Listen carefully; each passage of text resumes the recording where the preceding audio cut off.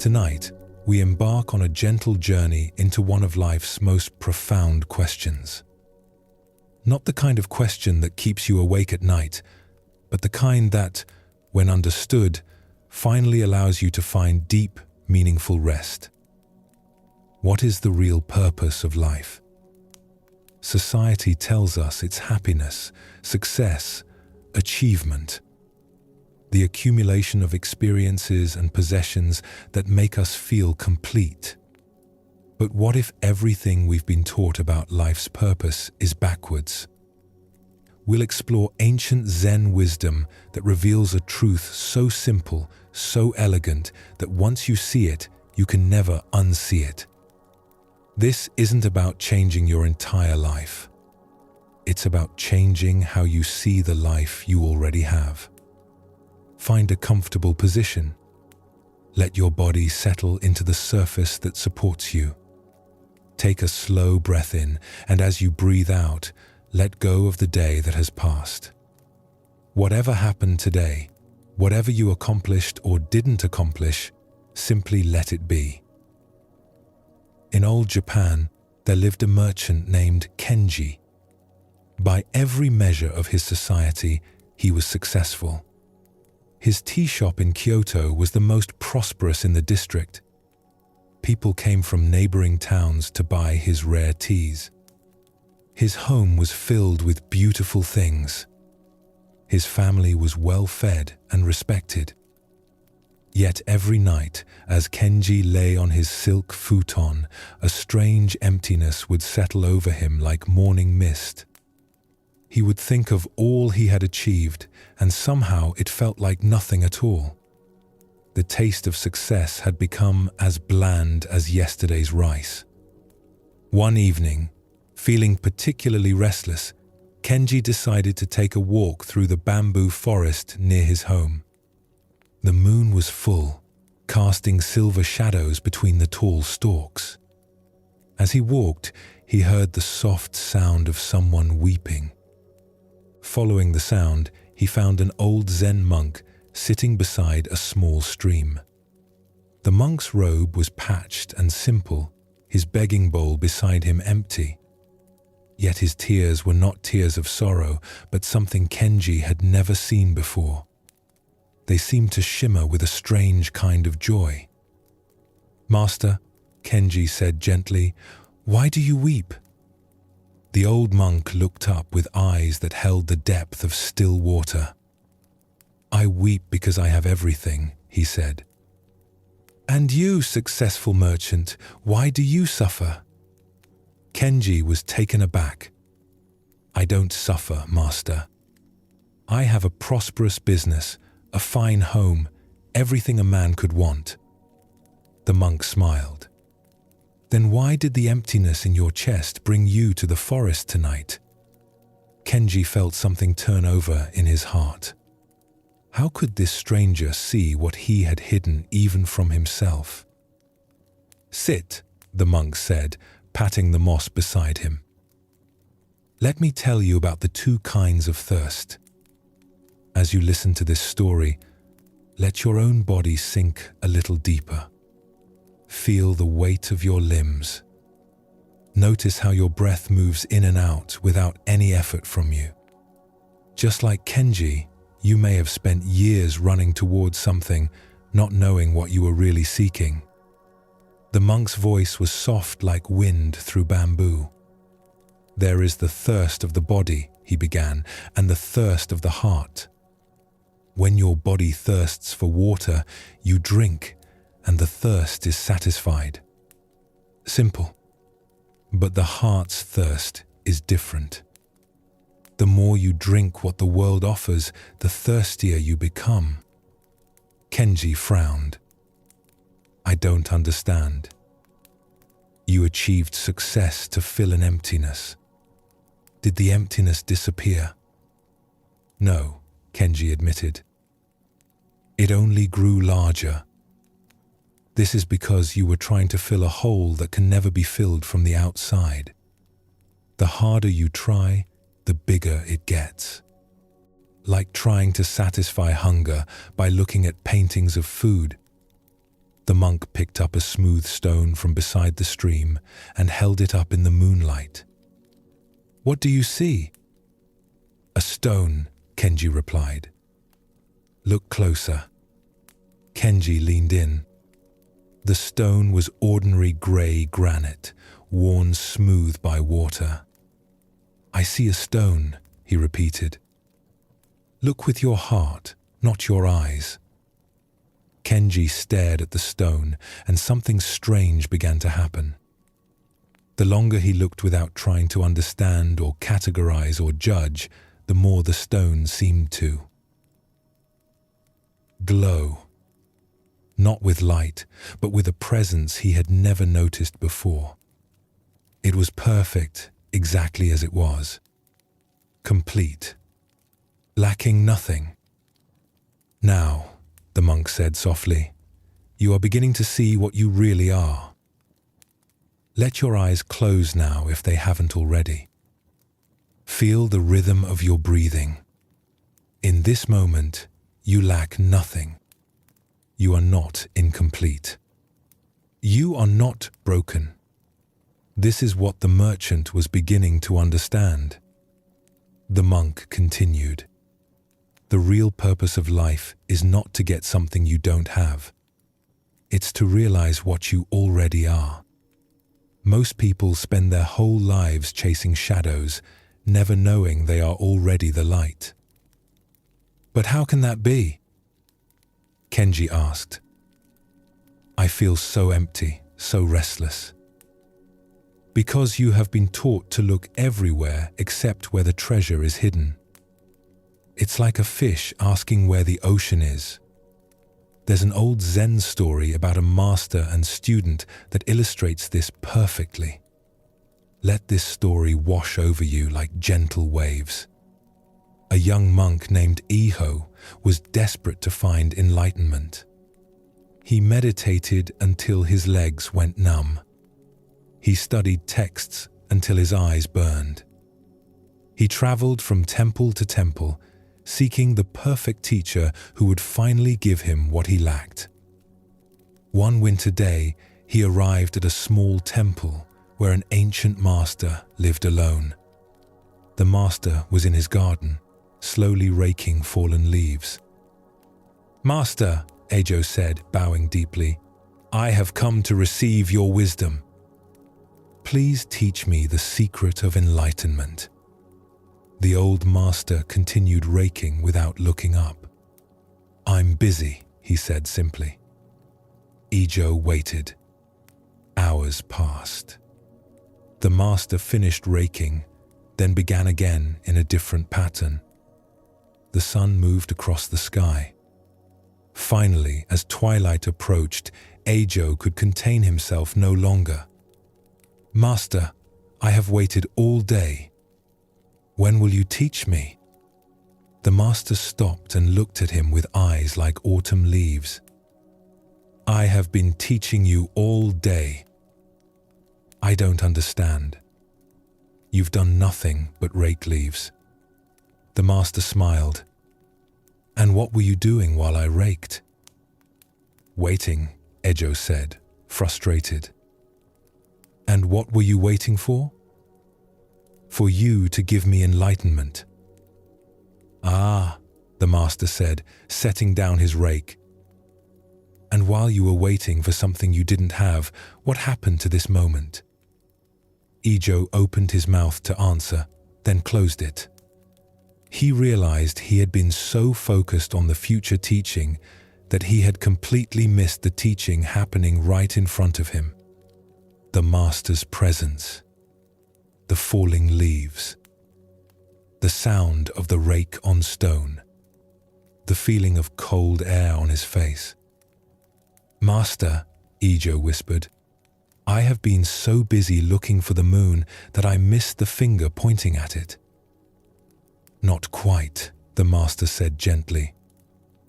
"You have been so busy looking for the moon that you missed that you are the moon.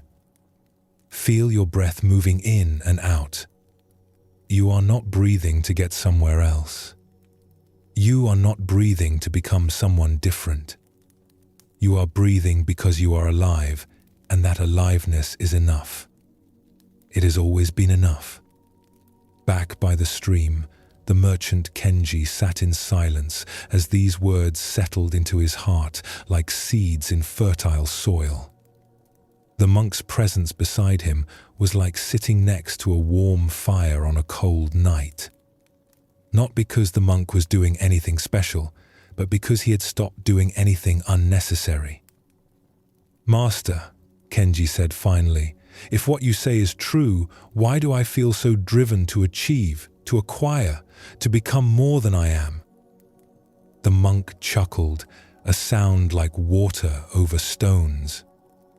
"Because no one ever told you that you were already complete. From the time you were small, you were taught that you were lacking something, that you needed to earn your worth. That happiness was somewhere else, with someone else, in some other moment." He gestured to the flowing stream beside them. "Does this water try to become wetter? Does it struggle to flow downhill? Does it suffer because it's not tea or wine?" "No," Kenji said. "It simply flows according to its nature. And in that flowing, it finds perfect expression. This is what the sages call wu-wei, effortless action, not trying to be anything other than what you are." The moon had climbed higher, casting everything in silver light. Kenji felt something in his chest beginning to loosen, like a fist that had been clenched for so long he'd forgotten it could open. "But my business, my responsibilities," Kenji said. "Should I abandon everything?" "Why would you abandon anything?" the monk asked. "The stream doesn't abandon being water when it becomes a river. Your work can become an expression of your true nature rather than a desperate attempt to prove your worth." He picked up his empty begging bowl and held it up. "This bowl is most useful when it's empty. Not because emptiness is better than fullness, but because only an empty bowl can be filled. Only an empty mind can receive wisdom. Only an empty heart can be flooded with love. As you rest here now, notice the space between your thoughts. That space is not empty in the way we usually think of emptiness. It's full of potential, full of peace, full of the awareness that notices everything without being disturbed by anything." The monk stood slowly, his movements like flowing water. "Come," he said to Kenji. "Let me show you something." They walked deeper into the bamboo forest until they came to a small clearing where the moonlight fell unobstructed. In the center of the clearing was a large boulder, split perfectly down the middle by some ancient force. "What do you see?" the monk asked. Kenji looked at the broken rock. "A boulder that's been damaged, split in two." "Look again," the monk said. "This time, don't look with your ideas about how things should be." Kenji stared at the split boulder. Slowly, his perception began to shift. Instead of seeing a broken thing, he began to see the perfect expression of the forces that had shaped it. The way the moonlight fell into the crack, illuminating the crystal formations inside. The small ferns that had made their home in the crevice. The way the two halves leaned toward each other like old friends. "It's not broken," Kenji whispered. "It's complete exactly as it is." "Yes," the monk said.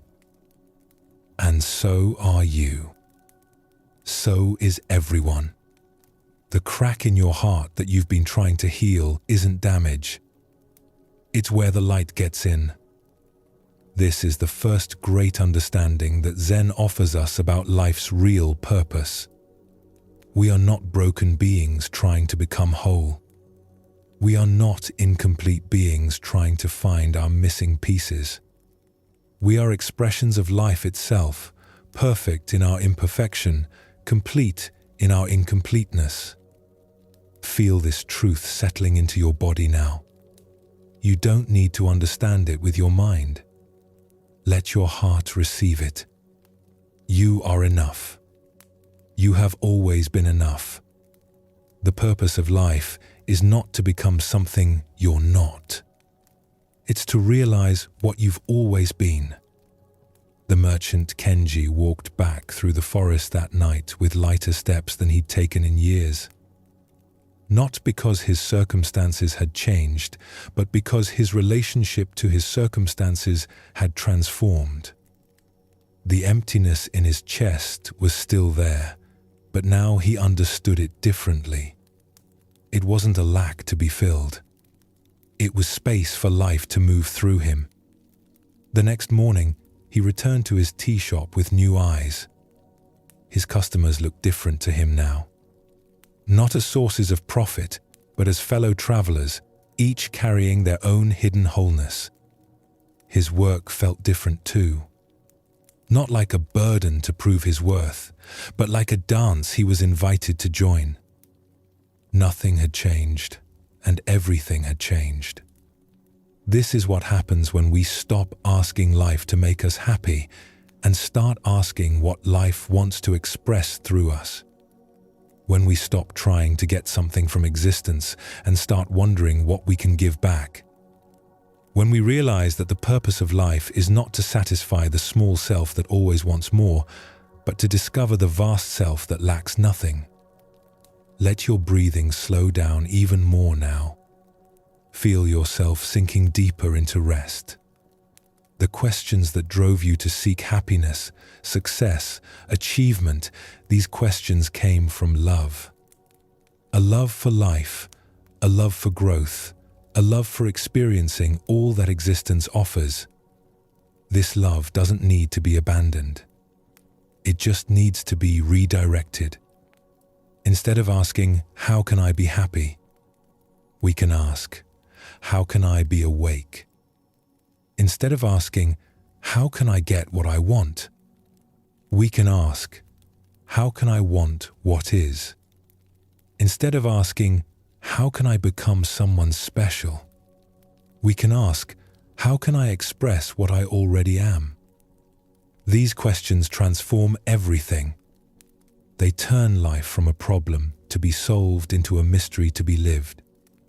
They turn suffering from an enemy to be defeated into a teacher to be welcomed. They turn the ordinary moments of existence into gateways to the sacred. The old monk by the stream understood this. That's why his tears were tears of joy. He had found the great secret that most people never discover. You are not a human being trying to have a spiritual experience. You are a spiritual being expressing itself as a human experience. This changes everything about how we live. It changes how we work, how we love, how we face difficulties, how we experience pleasure. It changes what we value and what we pursue. Most of all, it changes the question of purpose itself. The purpose of life is not to get anywhere else. It's to be fully here, not to become someone else, but to be completely yourself, not to achieve some future state of happiness, but to recognize the peace that's available right now, in this breath, in this moment, in this awareness that notices everything without being disturbed by anything. As you settle deeper into rest tonight, let this understanding seep into your bones. You are not on a journey to somewhere else. You are the destination you've been seeking. You are not preparing for life to begin. Life is flowing through you right now.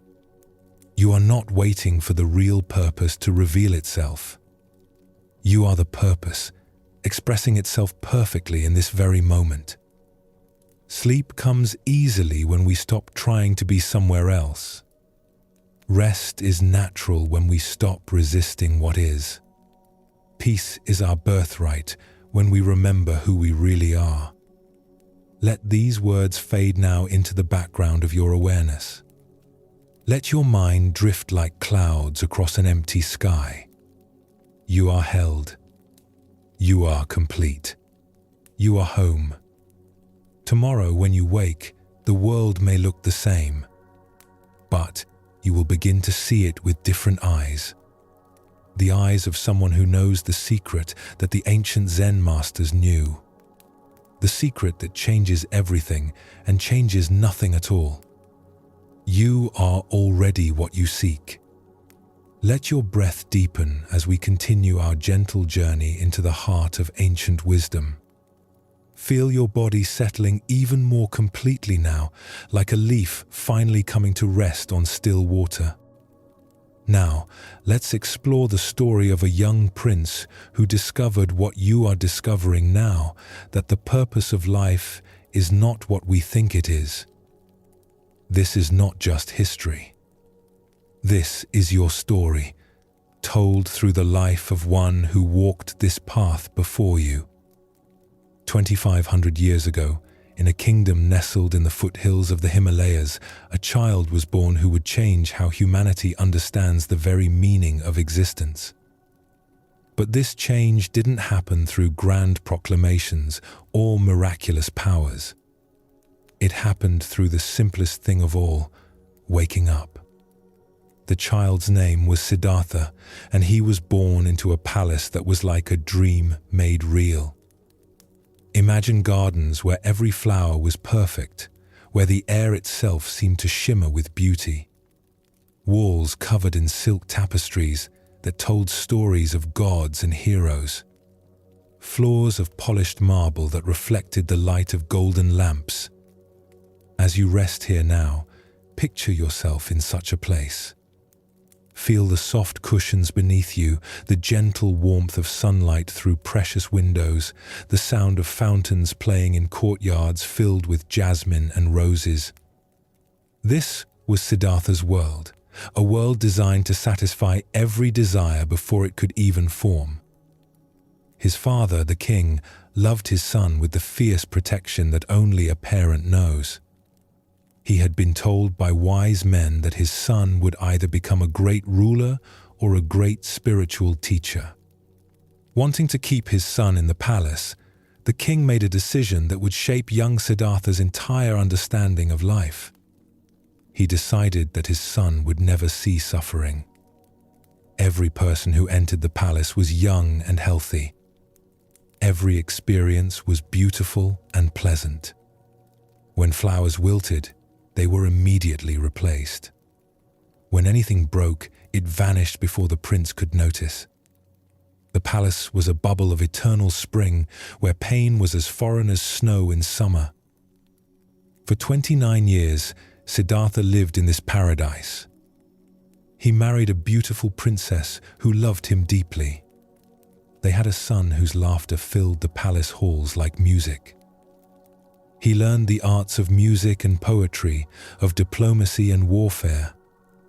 He had everything a human being could want. And yet, like the merchant Kenji we met earlier, something stirred in Siddhartha's heart. A restlessness that no pleasure could satisfy. A question that no luxury could answer. Feel that stirring in your own chest now. Perhaps you know it well. It's not dissatisfaction with what you have. It's a deeper knowing that there must be something more, something real beneath all the decorations of life. One night, unable to sleep despite the silk sheets and soft music, Siddhartha made a decision that would echo through the centuries. He asked his charioteer to take him beyond the palace walls. Just once. Just to see what lay outside his perfect world. What he discovered changed everything. On that first journey, Siddhartha encountered an old man, bent with age, his hair white as clouds, his skin marked by the passage of many seasons. Siddhartha had never seen aging before. The sight struck him like lightning. What has happened to this person? he asked his charioteer. "This is old age, my lord. It comes to everyone who lives long enough." "Everyone?" Siddhartha whispered. "Even me?" "Yes, my lord. Even you." Something cracked open in Siddhartha's understanding that day. The first crack in the shell of his protected life. For the first time, he understood that nothing lasts forever. Not youth, not beauty, not strength. Not even the perfect world his father had built for him. Let this understanding settle gently into your own awareness. Not as something frightening, but as something that makes this moment more precious. The breath you're taking right now will never come again. This particular configuration of awareness, peace, and presence is unique in all of history. On his second journey beyond the palace, Siddhartha encountered a person racked with illness. The sight of suffering without any way to escape it shook him to his core. On his third journey, he saw death itself, a body being carried to the cremation ground while family members wept. Each encounter was like a veil being lifted from his eyes.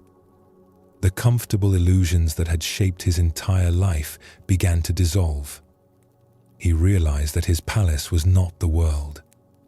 It was a shelter from the world. And no shelter, no matter how beautiful, could protect him from the fundamental realities of human existence. But it was the fourth encounter that changed his life completely. On this journey, Siddhartha saw a wandering monk. The man owned nothing but the simple robe on his back and a small bowl for food. His head was shaved, his feet were bare, and yet there was something in his eyes that Siddhartha had never seen before, not in all the luxury of the palace, not in all the beautiful faces of the court. The monk's eyes held peace. Not the peace of having everything you want, but the peace of wanting nothing you don't have. "Who is this man?" Siddhartha asked. "A seeker, my lord. One who has left the world to search for truth." That night, Siddhartha stood on his palace balcony, looking out at the star-filled sky. The question that had been growing in his heart finally became clear. If aging, sickness, and death were inevitable, if all the pleasure and beauty in the world could not protect him from these realities, then what was the point of life?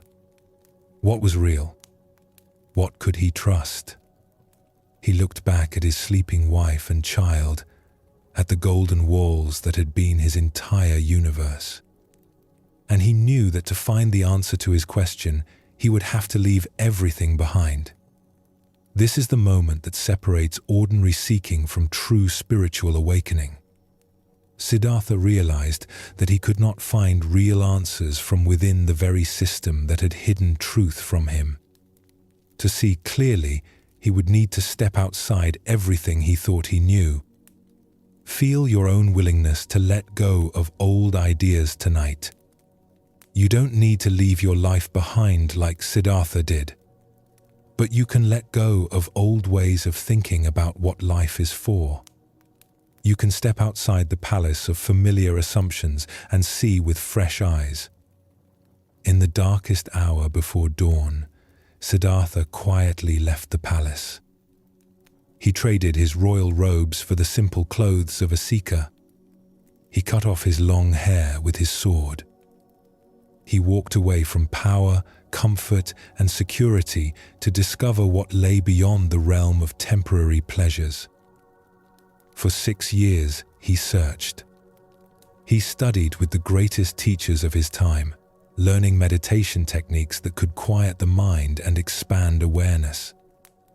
He practiced severe austerities, eating only a grain of rice a day, sleeping on beds of thorns, believing that by punishing the body, he could free the spirit. But neither intellectual understanding nor physical extremes gave him the answer he sought. He found he could enter states of blissful concentration, but when he returned to ordinary consciousness, the fundamental questions remained. He could discipline his body until it was like a skeleton, but suffering continued to exist in the world. One day, weak from years of extreme fasting, Siddhartha collapsed by a river. A young village girl named Sujata found him there, more dead than alive. Without asking who he was or what he believed, she offered him a simple bowl of rice milk. As Siddhartha drank this nourishment, something profound occurred to him. His years of indulgence in the palace had not led to truth. His years of extreme deprivation had not led to truth either. Perhaps the answer lay somewhere between these extremes. This realization would later become one of the central teachings of his path, the middle way. Neither clinging to pleasure nor pushing it away. Neither indulging every desire nor denying every need. A balanced approach that honors both the body and the spirit. Let your own body find this balance now.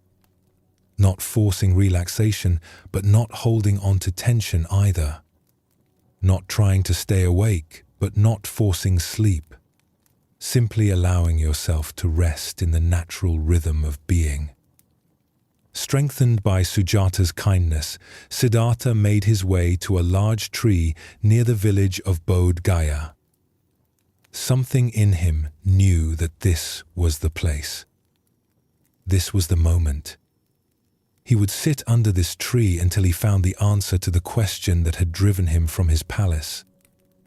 As the sun set on what would become the most important night in human spiritual history, Siddhartha settled into meditation beneath the wide branches of what we now call the Bodhi tree.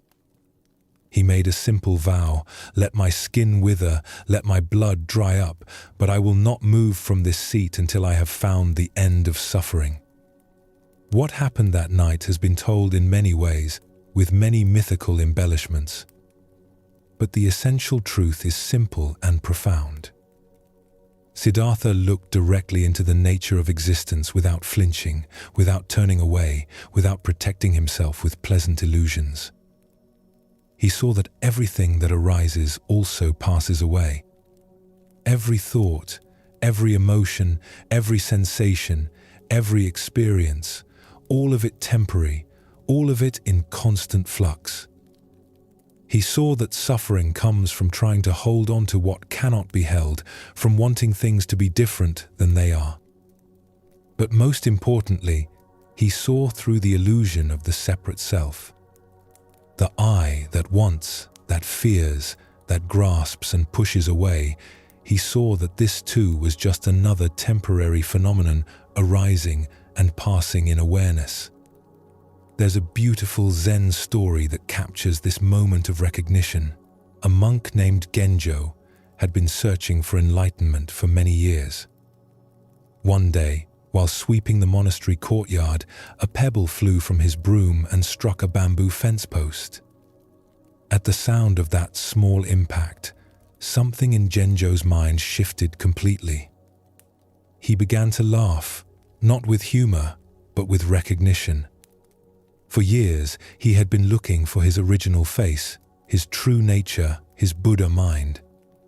And suddenly he realized the sound of the pebble hitting bamboo was his true nature. The awareness that heard the sound was Buddha mind. The one who had been seeking was what he had been seeking. "All these years," he said to his teacher later, "I've been polishing a brick, trying to make it into a mirror. But I was already the mirror all along." This is what Siddhartha discovered under the Bodhi tree. Not some special state of consciousness, not some magical power, but the simple recognition of what had always been present.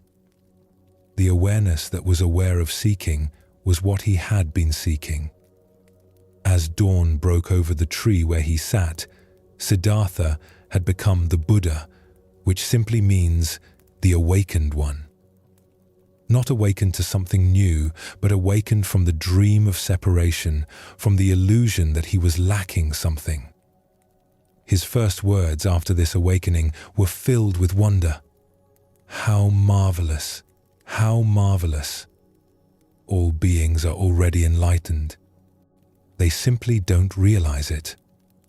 Feel this recognition touching your own heart now. You are not broken. You are not incomplete. You are not on a journey to become someone else. You are the awareness in which all experience arises and passes away. You are the peace that was never disturbed, even by the disturbance. The Buddha's great discovery was not about achieving some special state. It was about recognizing what had always been true. Like the monk who cleaned the temple, like the merchant by the stream, like you resting here now, the seeking itself was arising in the very awareness that was being sought. This understanding completely transformed the Buddha's relationship to life. He had left the palace to escape suffering, but now he understood that suffering was not something to escape. 5. It was something to understand. Pain was inevitable. Birth, aging, sickness, death were part of life. But suffering, the extra layer of resistance, the "this shouldn't be happening," the desperate attempts to make impermanent things permanent, that was optional. For the next 45 years, the Buddha shared this understanding with anyone who would listen. Kings and beggars, scholars and farmers, young and old, all found freedom through his simple teaching. Not because he gave them something they didn't have, but because he helped them recognize what they had never lost. The teaching he offered was like a finger pointing at the moon. The finger was important, the practices, the ethics, the meditation techniques that help quiet the mind and open the heart. But the moon was the recognition itself, the direct seeing of your own true nature. This brings us to the heart of why Siddhartha's story matters for you, resting here tonight. His journey from palace to awakening reveals the real purpose of life. Not to avoid difficulty or maximize pleasure. Not to achieve some perfect state where nothing ever goes wrong. But to wake up from the dream that you are separate from life itself. The Buddha taught that there are 4 fundamental truths that, once understood, free us from unnecessary suffering. First, life includes experiences we don't like. This isn't a bug in the system, it's a feature. Difficulty, loss, change, and uncertainty are woven into the very fabric of existence. Trying to create a life without these elements is like trying to have a coin with only one side. Second, our suffering comes from fighting this reality, from insisting that life should be different than it is, from believing that our happiness depends on controlling what cannot be controlled. This resistance is like swimming against a river current, exhausting and ultimately futile. Third, there is a way to end this unnecessary struggle. Not by changing life, but by changing our relationship to life. By learning to flow with the current instead of fighting it. By finding the peace that exists even in the midst of difficulty. Fourth, there is a practical path for developing this new relationship. Not a path of belief or faith, but a path of direct experience. Simple practices that anyone can use to discover their own inner freedom. Let these truths settle into your awareness like seeds finding fertile ground. You don't need to understand them completely right now. Just let them rest in the quiet space of your heart. There's another Zen story that beautifully illustrates this transformation. A student approached his master, crying, "Master, I am filled with anxiety about my family, worry about my work, and sadness about growing old. Please teach me how to get rid of these feelings." The master listened compassionately, then handed the student a cup of muddy water. "Please make this water clear," he said. The student tried everything, filtering, stirring, adding clear water. Nothing worked. The mud just swirled around, making the water cloudier. Finally, exhausted, the student set the cup down and stopped trying. Gradually, the mud settled to the bottom by itself, and the water became crystal clear. "You see," the master said gently, "you don't need to get rid of anxiety, worry, or sadness. You just need to stop stirring them up with resistance. When you stop fighting these feelings, they settle naturally, and your true clarity shines through."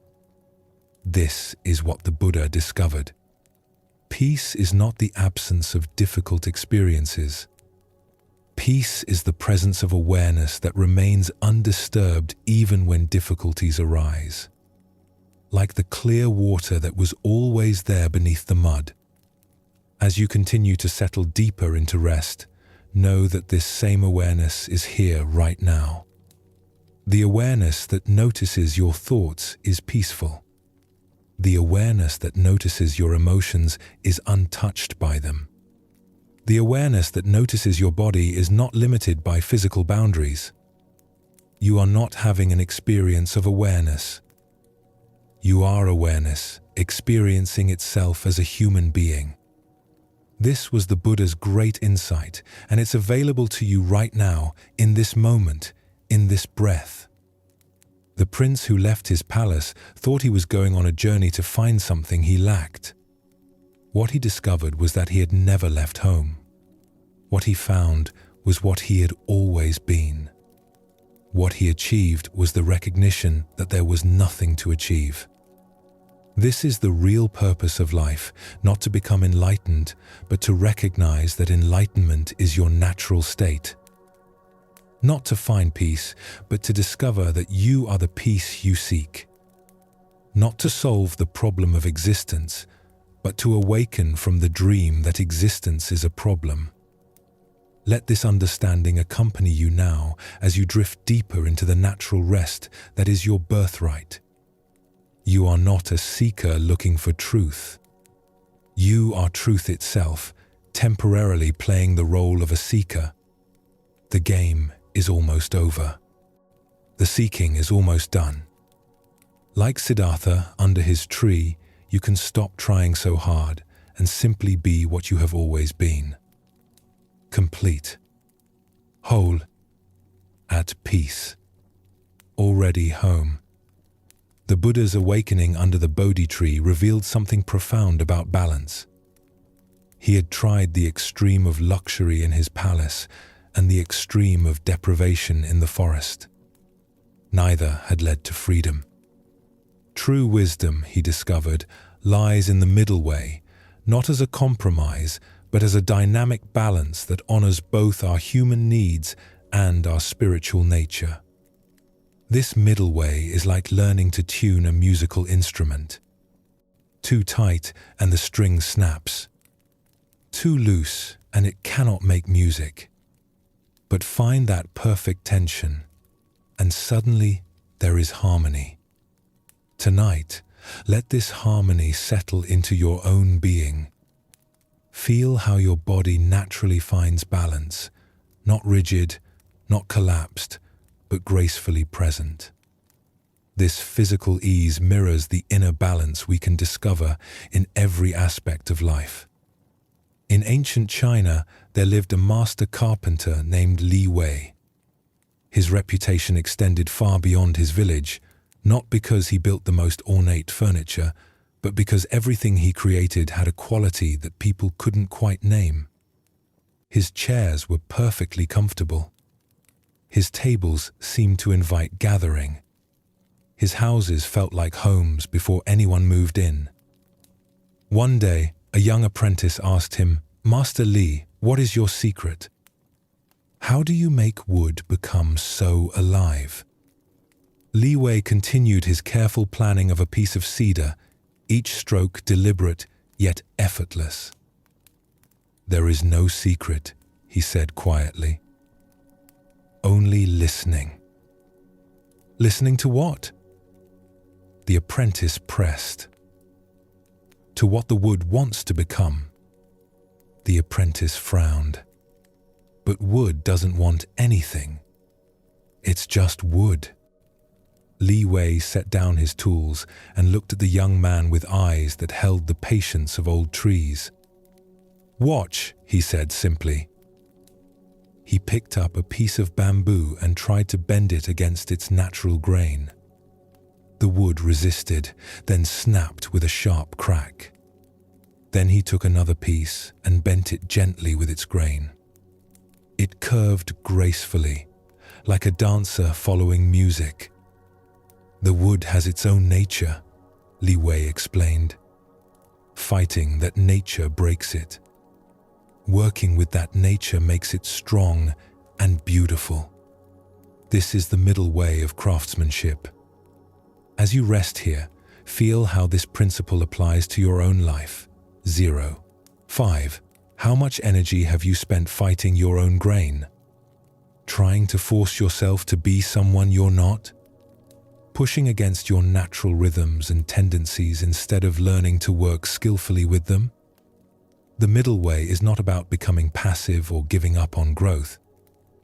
It's about understanding the difference between effort and struggle, between growth and force, between discipline and violence against yourself. Li Wei's workshop became a place of pilgrimage for other craftsmen, but not for the reasons they expected. They came expecting to learn techniques and secret methods. Instead, they found a man who worked with such naturalness that his labor seemed like play. One visitor, a famous cabinet maker from the capital, watched Li Wei for 3 days. Finally, he burst out in frustration. "But what do you do? I see you work, but you make it look effortless. Where is the struggle? Where is the great effort I've heard about?" Li Wei smiled and gestured to a tree growing outside his workshop window. "Do you see that oak tree struggling to grow? Do you see it forcing its branches toward the sun?" "No," the visitor admitted. "Yet it grows stronger each year. It bends with storms instead of breaking. It drops its leaves when winter comes and grows new ones in spring. It follows its nature completely, and in doing so, becomes magnificent." "But trees are different from people," the visitor protested. "Are they?" Li Wei asked. "What if humans are also part of nature? What if we too have a natural way of growing, of working, of being? What if the struggle comes from forgetting this?" Feel this question settling into your awareness. What if the difficulty in your life comes not from life being difficult, but from swimming against the current of your own nature? What if there's a way of living that feels more like flowing than fighting? The middle way that the Buddha taught is this natural approach to existence. It doesn't mean being lazy or uncommitted. It means finding the path of least resistance that still leads where you want to go. Like water, which is soft, yet wears away the hardest stone, not through force but through persistence. Li Wei had a student who exemplified the opposite approach. Chen was brilliant and ambitious, determined to become the greatest craftsman in all of China. He worked from before dawn until after dark. He pushed himself to exhaustion, believing that more effort always meant better results. One morning, Chen came to the workshop with his hands shaking from fatigue. He had been working on a delicate carving for weeks, but the harder he worked, the more mistakes he made. The wood kept splitting. His tools kept slipping. His frustration was so great that he threw his chisel across the room. "Master," he said, his voice breaking, "I'm trying so hard, but everything I touch turns to failure." Li Wei looked at his exhausted student with compassion. "Come," he said gently. "Let me tell you about the tea master who forgot himself. As your body continues to relax, Let this story wash over you like warm water. There was once a tea master named Rikyu who was invited to perform the tea ceremony for a gathering of important merchants. This was a great honor, and Rikyu spent days preparing. He practiced every gesture until it was perfect. He rehearsed every word until it flowed like poetry. He was determined to create the most exquisite tea ceremony anyone had ever witnessed. The day of the ceremony arrived. The merchants sat in the pristine tea house, waiting to be impressed. Rikyu began with movements that were technically flawless. Every gesture was precisely executed. Every word was perfectly chosen. And yet, something was wrong. The ceremony felt cold, mechanical, lifeless. The merchants shifted restlessly. The whole room felt tense. Halfway through, Rikyu realized what was happening. In his determination to be perfect, he had forgotten the most important element of the tea ceremony: presence. He was so focused on executing techniques that he had lost connection with the simple joy of sharing tea with others. In that moment, Rikyu made a choice that would be remembered for centuries. He stopped trying to impress anyone. He stopped performing and simply began serving tea. His movements became natural instead of perfect. His words became spontaneous instead of rehearsed. The change was immediate. The room filled with warmth. The merchants relaxed. What had been a performance became a communion. The ceremony, which had been flawless but empty, became simple but profound. Afterward, one of the merchants approached Rikyu. "Master," he said, "I have attended many tea ceremonies, but I have never experienced anything like what happened today. How did you create such magic?" Rikyu smiled. "I stopped trying to create anything. I simply allowed the tea ceremony to happen through me. This is the essence of the middle way, learning when to effort and when to allow, when to do and when to be, when to pursue and when to receive." Chen listened to this story in silence. Something in his heart began to soften. "But Master," he said finally, "how do I know when I'm trying too hard? How do I find this balance?" Li Wei picked up one of Chen's carvings, a piece the student had considered ruined. But as he turned it in the lamplight, Chen saw something he had missed. The mistakes had created unexpected patterns. The places where the wood had split revealed beautiful grain underneath. What he had seen as failure, his master saw as character. "The wood is teaching you," Li Wei said. "When you fight it, it breaks. When you listen to it, it guides you toward its hidden beauty. Your hands are wise when your mind stops interfering." "How do I quiet my mind?" Chen asked. "You don't quiet it," Li Wei replied. "You give it something worthy to focus on. Instead of thinking about the result, pay attention to this single cut. Instead of worrying about tomorrow's work, feel the tool in your hand right now. Instead of trying to be the greatest craftsman, simply be present with this piece of wood." This is how the middle way works in practice. Not through grand gestures or dramatic changes, but through bringing full attention to whatever you're doing right now.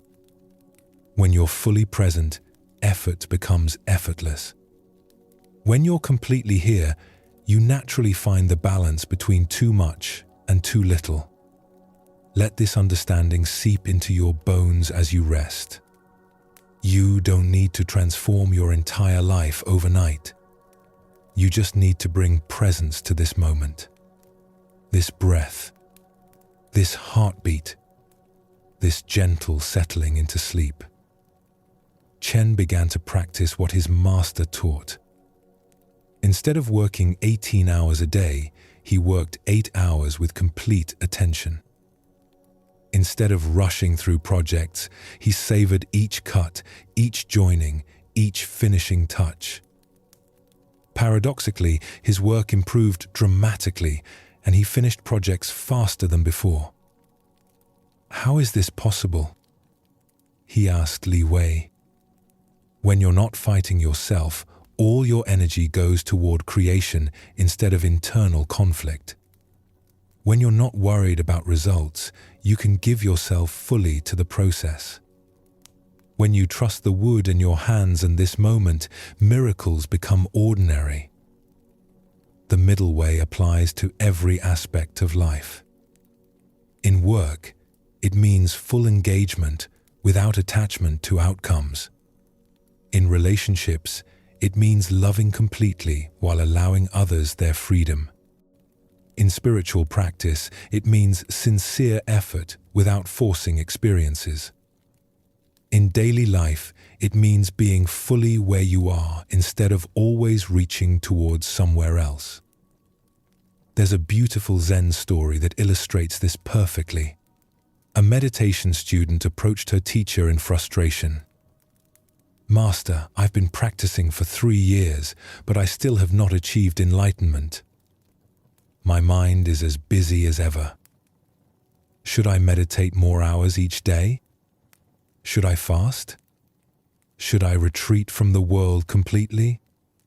The teacher smiled and led her to the monastery's vegetable garden. There, he pointed to 2 plants growing side by side. One was thriving, green and full. The other was small and struggling. "Tell me," the teacher said, "what is the difference between these plants?" The student examined them carefully. "They have the same soil, the same sun, the same water," she said. "I don't understand why one flourishes and the other struggles." "Look more closely," the teacher suggested. Finally, the student noticed it. Around the struggling plant, the soil had been packed tight, compressed, overtended. Around the thriving plant, the earth was loose and aerated. "Ah," she said with sudden understanding. "Too much care can be harmful." "Yes," the teacher nodded. The struggling plant received more attention, more intervention, more effort to make it grow. The thriving plant was simply given space to unfold according to its nature. "Are you saying I should stop trying?" the student asked. "I'm saying learn the difference between nurturing and forcing. Water your practice regularly, give it space to grow, trust its natural unfolding. But don't dig up the seeds every day to see if they're sprouting. Feel this wisdom applying to your own spiritual journey. You don't need to force awakening or manufacture peace. These are your natural states, temporarily obscured by trying too hard to find them. Like the plant that grows best when given space, your inner wisdom flourishes when you stop interfering with its natural expression. The middle way is not a destination, but a dynamic balance that must be found fresh in each moment. Sometimes it looks like more effort, sometimes like less. Sometimes it means saying yes, sometimes saying no. Sometimes it means engagement, sometimes withdrawal. The key is learning to sense what this moment requires rather than applying a rigid formula. Li Wei often told his students, the master carpenter doesn't use the same pressure for every type of wood. Soft pine requires a light touch. Hard oak needs firm pressure. Wisdom lies not in having one technique, but in sensing what each situation calls for. As you settle deeper into rest tonight, allow this sensing to develop in your own life. You already know more than you think you know. Your body knows when it needs rest and when it needs movement.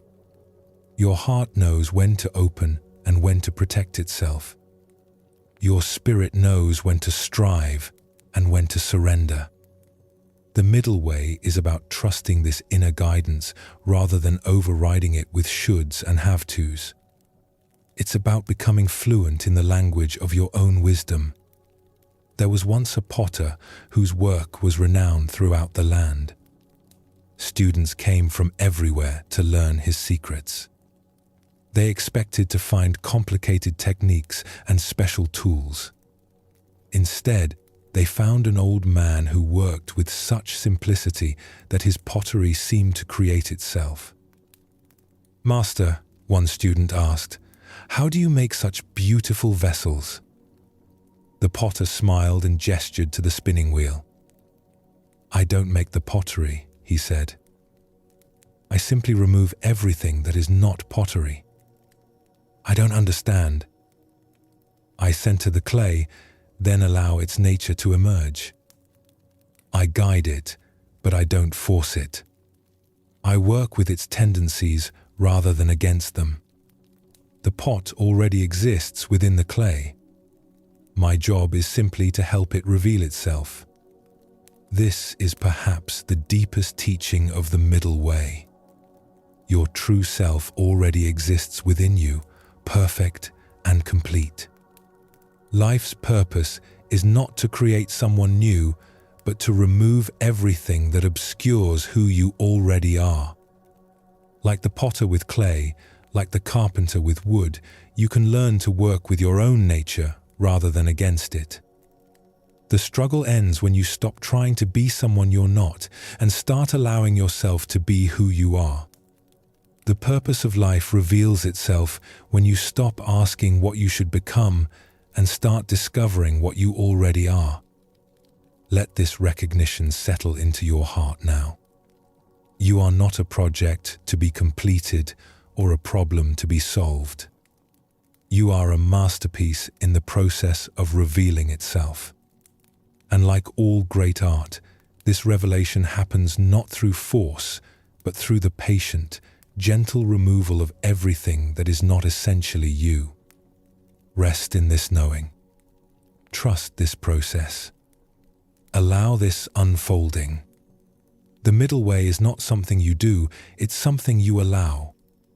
It's the natural balance that emerges when you stop fighting yourself and start dancing with life. As sleep comes to embrace you, know that you are walking this middle way perfectly right now. Not trying to sleep, not fighting wakefulness, simply allowing whatever arises to arise. This is the path. This is the practice. This is the way home to yourself. The ancient masters understood that our minds are like gardens. Sometimes wild and overgrown, sometimes carefully tended, always alive with possibility. The purpose of life, they discovered, is not to eliminate all the weeds or create some perfect landscape. It's to learn the art of gentle cultivation, knowing when to plant, when to water, when to prune, and when to simply sit quietly and enjoy what grows. Tonight, as your mind settles into the spaciousness of approaching sleep, we explore this inner gardening, the practice of mindfulness that transforms ordinary awareness into wisdom.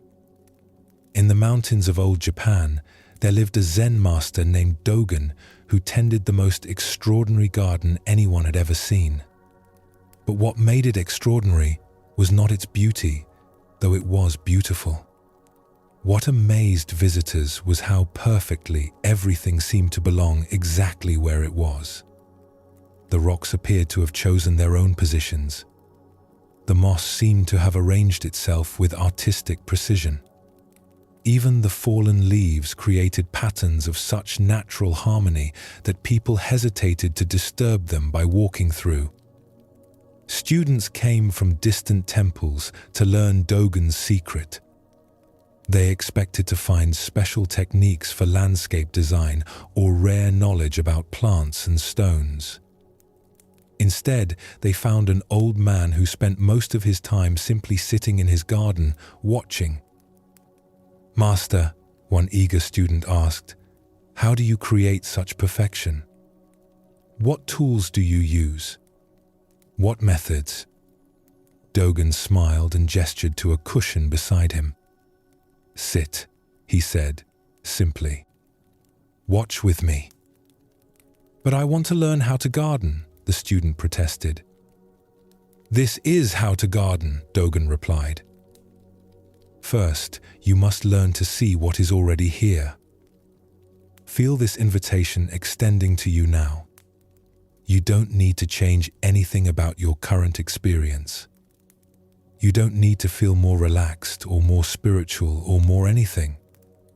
Simply practice seeing what is already here, the breath that breathes itself, the awareness that notices without effort, the peace that exists even in the midst of mental activity." The student sat reluctantly beside the master, fidgeting with impatience. His mind raced with plans and ideas. He imagined the garden he would create when he learned these secrets. He compared this garden to others he had seen. He wondered how long this observation would take. After what felt like hours but was probably minutes, the student burst out, "Master, I've been watching, but nothing is happening. When do we start the real work?" Dogen turned to him with eyes that held the patience of mountains. "What do you see when you look at that stone?" The student glanced at the large granite boulder Dogen was indicating. "I see a stone. Grey granite, probably placed there for visual balance." "Look again. This time, don't look with your ideas about how gardens should be designed. Don't look with your knowledge about stones. Just look." The student tried to follow this instruction, but his mind kept interfering. He saw the stone, but he also saw his thoughts about the stone, his judgments, his comparisons, his theories about its purpose. "I'm sorry, Master. I don't understand what you want me to see." "I don't want you to see anything in particular," Dogen said gently. "I want you to notice what happens when you try to see without wanting. This is the beginning of mindfulness, learning to observe without immediately grasping or pushing away." Like the student in the garden, most of us have forgotten how to simply be present with what is. We look at our lives through filters of should and shouldn't, like and dislike, past and future. But underneath all these mental habits, there is a simpler way of being. A natural awareness that notices everything without being disturbed by anything. This awareness is like the sky, vast enough to hold all weather without being changed by storms or clouds. As you rest here now, practice this sky-like awareness. Notice the thoughts that come and go, but don't get caught up in their content. Notice the sensations in your body, but don't judge them as good or bad. Notice the sounds around you, but let them arise and pass without resistance. The student continued to sit with Master Dogen day after day. Gradually, something began to shift in his perception. Instead of looking at the garden, he began to feel himself as part of it. Instead of observing from outside, he started experiencing from within. One morning, as he sat in his usual spot, a leaf fell from the maple tree above them. As he watched it spiral down and land softly on the moss, something in his mind became very quiet. For just a moment, there was no observer and no observed. There was just the falling leaf, the morning air, the presence of awareness itself. "Master," he whispered, tears forming in his eyes, "I think I'm beginning to understand." Dogen nodded. "The garden has been teaching you all along. You were just learning its language." "What language is that?" "The language of presence, of things being exactly as they are. of beauty that requires no improvement. This is what mindfulness practice reveals, that life is continuously offering its wisdom, but we're usually too busy thinking about life to actually experience it. Like the student who had to learn to see the garden fresh, we can learn to experience our own lives without the overlay of constant mental commentary. Dogen then shared with his student the practice that had transformed his own understanding. Each morning, he said, I come to this garden not to make it beautiful, but to practice being beautiful myself. Not to create harmony, but to discover the harmony that already exists. I sit here and breathe with the trees. I listen with the stones. I am still with the still water and moving with the moving clouds. How do you do that? The student asked. I practice what we call just sitting, shikantaza. I sit completely, breathe completely, exist completely, without trying to get anywhere else or become anyone else. In this complete sitting, I discover that there is nowhere else to go and no one else to become. Let your own body practice this complete resting now. You're not resting in order to fall asleep, though sleep may come. You're not relaxing in order to feel better, though you may feel better.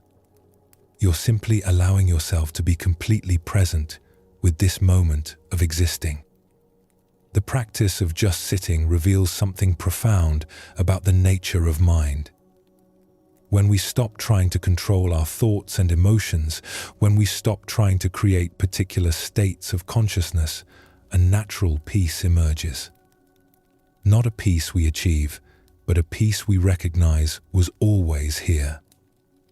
Master Dogen had another student, a woman named Ido, who struggled with what she called her monkey mind. Her thoughts jumped from branch to branch like a restless primate, never settling anywhere for long. Master, she complained one day, my meditation is a disaster. I sit down to be peaceful, and immediately my mind becomes a circus. Thoughts are swinging everywhere. How can I make them stop? Dogen smiled and pointed to an actual monkey that was playing in the trees above them. Do you see that monkey? Yes. Are you angry with it for being a monkey? Of course not. It's just doing what monkeys do. Exactly. And your mind is just doing what minds do. Thinking is as natural to the mind as swinging is to a monkey. The mistake is believing you should be in control of it. But then, how do I find peace? Peace is not the absence of monkey mind. Peace is the awareness that watches monkey mind without getting upset about it. You are not the monkey. You are the awareness in which the monkey plays. This understanding transforms everything about meditation and mindfulness practice. You're not trying to stop thoughts or eliminate emotions. You're learning to rest as the awareness that notices thoughts and emotions without being identified with them. It's like learning to watch a movie without getting lost in the story. You can enjoy the drama, feel moved by the emotions, appreciate the artistry, all while knowing that you are not actually the characters on the screen. You are the witnessing presence in which the whole movie appears. Ido practiced this perspective daily. She would sit in the garden and watch her mind like she was watching clouds pass through the sky. Some thoughts were dark and stormy. Some were light and cheerful. Some seemed to carry important messages. Others were just mental debris, random fragments with no particular meaning. Gradually, she stopped taking her thoughts so seriously. She began to see them as visitors passing through awareness rather than as fundamental truths about reality. And in that shift of perspective, she found the peace that had always been there, not as something she created, but as something she stopped obscuring. "Master," she said one day, "I think I understand now." I was like a person standing in sunlight, but staring at her shadow, wondering why everything seemed dark. "Yes," Dogen replied. Mindfulness is simply turning around to face the sun. This practice of mindful awareness extends far beyond formal sitting meditation. It becomes a way of living, a way of meeting each moment with presence rather than preoccupation. When you eat, you can practice eating completely, tasting the actual flavors instead of thinking about nutrition or calories or what you'll eat next. When you walk, you can practice walking completely, feeling your feet on the ground, your body moving through space, the air on your skin.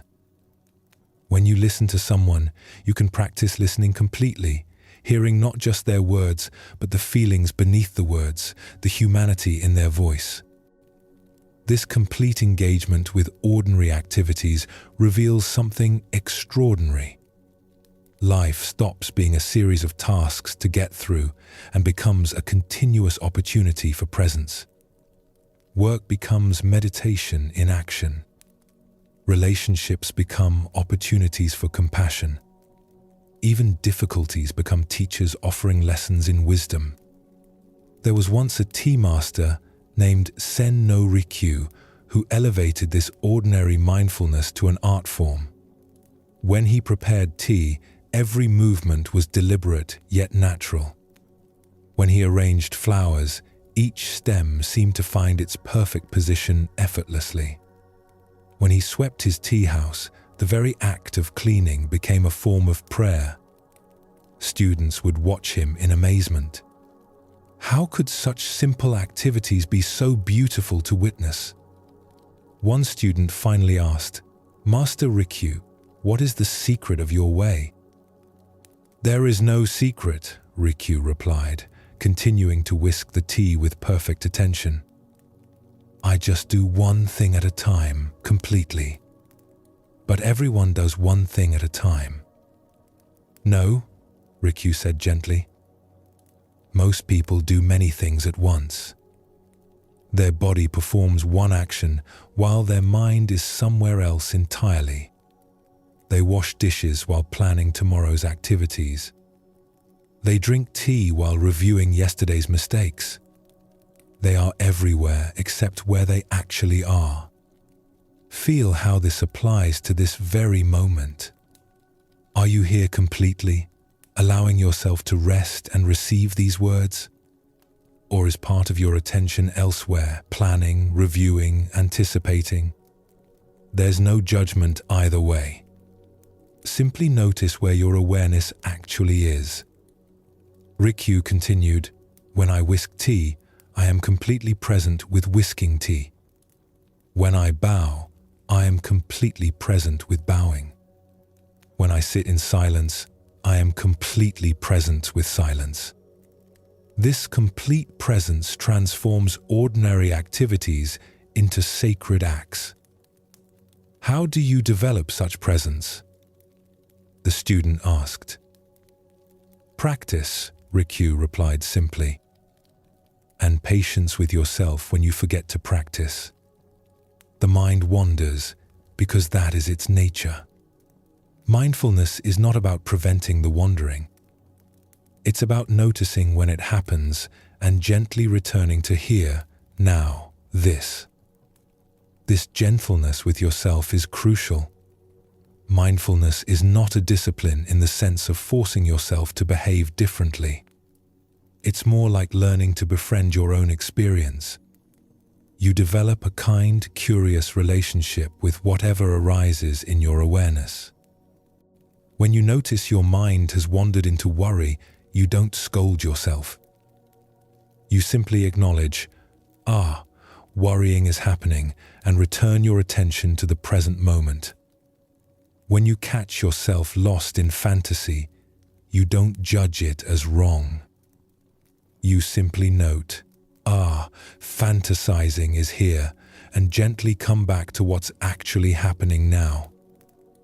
This practice is revolutionary because it stops the war against yourself. Instead of fighting your human tendency to get distracted or emotional or reactive, you learn to work with these tendencies skillfully. You become like a wise gardener who knows that some weather is stormy and some is sunny, and who tends the garden with equal care through all seasons. As you continue to settle deeper into rest, let this self-compassion infuse your relaxation. You don't need to relax perfectly. You don't need to have the right thoughts or the right feelings or the right anything. You can rest imperfectly, think chaotically, feel whatever you feel, and still be practicing mindfulness. The master gardener Dogen often told his students, "The purpose of tending a garden is not to eliminate wildness, but to create harmony between cultivation and nature." Some plants grow where you plant them. Others grow where they choose to grow. Wisdom lies in knowing which is which. In the garden of your own mind, some thoughts respond to gentle guidance. Others seem to have a life of their own. Some emotions can be influenced by your attention and intention. Others need to run their course like storms that must pass through. Mindfulness teaches you to work skillfully with both kinds. With some experiences, you can apply gentle effort, returning your attention to the breath when it wanders, choosing to focus on what's helpful rather than what's harmful. With other experiences, you practice what Zen calls non-resistance, allowing difficult emotions to move through you without fighting them, letting busy thoughts exhaust themselves naturally.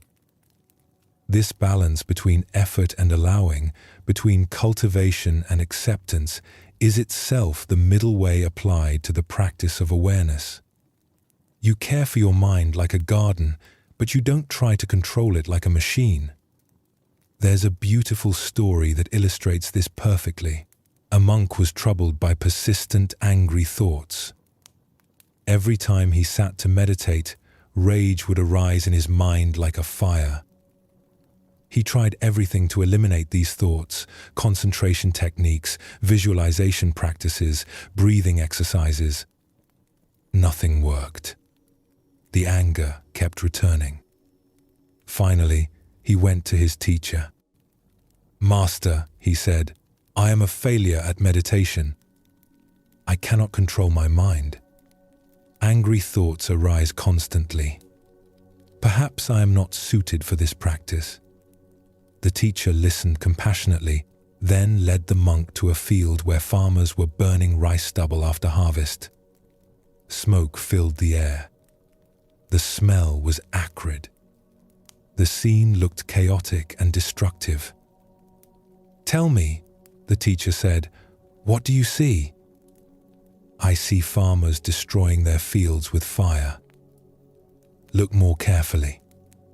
The monk watched longer. Gradually, he began to understand. The fire was not destroying the field, it was preparing it for new growth. The farmers were burning away the old stubble to make room for fresh planting. What looked like destruction was actually renewal. "Ah," the monk said quietly, "the anger is not my enemy. It's burning away something old to make space for something new." "Yes," the teacher said. "Don't try to stop the fire. Let it burn completely, but don't add fuel to it. Don't resist it, but don't feed it either. Simply watch it do its work." This is advanced mindfulness, learning to be present even with difficult experiences without getting caught up in stories about them. The anger arises not because you're a bad person, but because you're human. The worry appears not because something is wrong with you, but because you care about life. The sadness comes not as punishment, but as a natural response to loss and change. When you can hold all these experiences in the spacious awareness of mindfulness, they become teachers rather than tormentors. They show you where you're attached, where you're afraid, where you're clinging to illusions about how life should be. And in showing you these things, they offer opportunities for greater freedom. As you rest here now in the garden of this moment, practice this spacious holding. Whatever thoughts arise, let them be like clouds passing through the sky of your awareness. Whatever emotions surface, let them be like weather moving through the landscape of your heart. Whatever sensations appear in your body, let them be like waves arising and dissolving in the ocean of your being. You are not any of these temporary experiences. You are the awareness in which they all appear and disappear. This awareness is never disturbed, never damaged, never depleted by what passes through it. It is your true home, your natural state, your deepest identity. This is not about giving up or becoming passive. This is about discovering the freedom that comes when you stop carrying what was never yours to carry. Like a river that flows effortlessly to the sea, not because it doesn't care where it's going, but because it trusts the landscape to guide it home. In the mountains of Tibet, there lived a monk named Tenzin who carried the heaviest burden anyone had ever seen. Not a physical burden, his possessions fit into a single small bag. His burden was invisible, but crushing. He carried the weight of every mistake he had ever made, every opportunity he had missed, every person he felt he had failed. Every morning, Tenzin would wake with his heart heavy as stone. Every evening, he would lie down feeling as though he had failed yet again. He meditated faithfully, studied the teachings diligently, served others generously. But the weight only seemed to grow heavier with each passing year. One day, an old wanderer arrived at the monastery. He was ancient beyond counting, his eyes holding depths that seemed to reflect eternity itself. He carried nothing except a walking stick worn smooth by countless miles. "Master," Tenzin said, bowing deeply, "you have traveled far. You must be exhausted from carrying your belongings such a great distance." The old wanderer looked puzzled. "What belongings?" Tenzin gestured to the man's walking stick. "Your possessions. Your supplies for the journey." The wanderer laughed, a sound like wind chimes in a gentle breeze. "My dear friend, this stick is not a possession. It's a companion. When I need it, it supports me. When I don't need it, I barely notice it's there. It carries no weight because I carry no attachment to it." "But how do you survive with so little, 0? 5, Tenzin asked. "How do you survive with so much?" The wanderer replied, looking directly into Tenzin's eyes. "I can see the mountain you carry on your shoulders. Tell me, what is in your invisible pack?" Feel how this question touches your own heart. What invisible weight have you been carrying? What burdens have you picked up along the way that were never meant to be yours? That evening, the old wanderer sat with Tenzin by the monastery's meditation hall. "Tell me about this weight you carry," he said gently. And so Tenzin began to unpack his invisible burden. The harsh words he had spoken to his sister 20 years ago. The promise he had broken to his teacher. The times he had felt angry during meditation and judged himself as a failure. The fear that he would never be wise enough, kind enough, good enough. With each item he named, the wanderer simply nodded with infinite compassion. He didn't offer advice or judgment or solutions. He simply listened with the presence of someone who had learned to hear without needing to fix. When Tenzin finished, They sat in silence as the stars emerged above them. Finally, the wanderer spoke. "My friend, you have been carrying things that don't belong to you." "What do you mean?" "You are carrying your sister's anger as if it were yours. You are carrying your teacher's disappointment as if it defined you. You are carrying expectations about how awakening should look, as if there were a right way to be human. None of these things are yours to carry." The wanderer picked up a stone from the ground. "If I asked you to carry this stone to the next village, would you do it?" "Of course, if you needed me to." "And what if I asked you to carry it for the rest of your life?" Tenzin frowned. "That would be a very heavy burden." "Yes." "Now, what if I told you that the stone was never yours to carry, that I had been mistaken when I asked you to pick it up? What would you do?" "I would put it down immediately." "Exactly. So, why do you continue to carry stones that no one ever asked you to pick up?" This is the beginning of true letting go, recognizing that most of what we carry is not actually ours. We pick up guilt that belongs to others. We carry responsibility for outcomes we cannot control. We hold on to pain long after the original wound has healed, like continuing to treat a cut that is no longer there. As you rest here now, practice this recognition. What would it feel like to set down the burden of needing to be perfect? What would it feel like to release the weight of past mistakes? What would it feel like to stop carrying tomorrow's worries today? The wanderer continued his teaching through the night. "There is a difference," he said, "between caring and carrying. You can care deeply about your sister's happiness without carrying responsibility for her anger. You can honor your teacher's guidance without carrying the weight of his expectations. You can work toward awakening without carrying the burden of spiritual achievement." "How do I learn this difference?" Tenzin asked. "By practicing what I call the art of open hands. Watch." The wanderer held out his hands, palms open to the sky.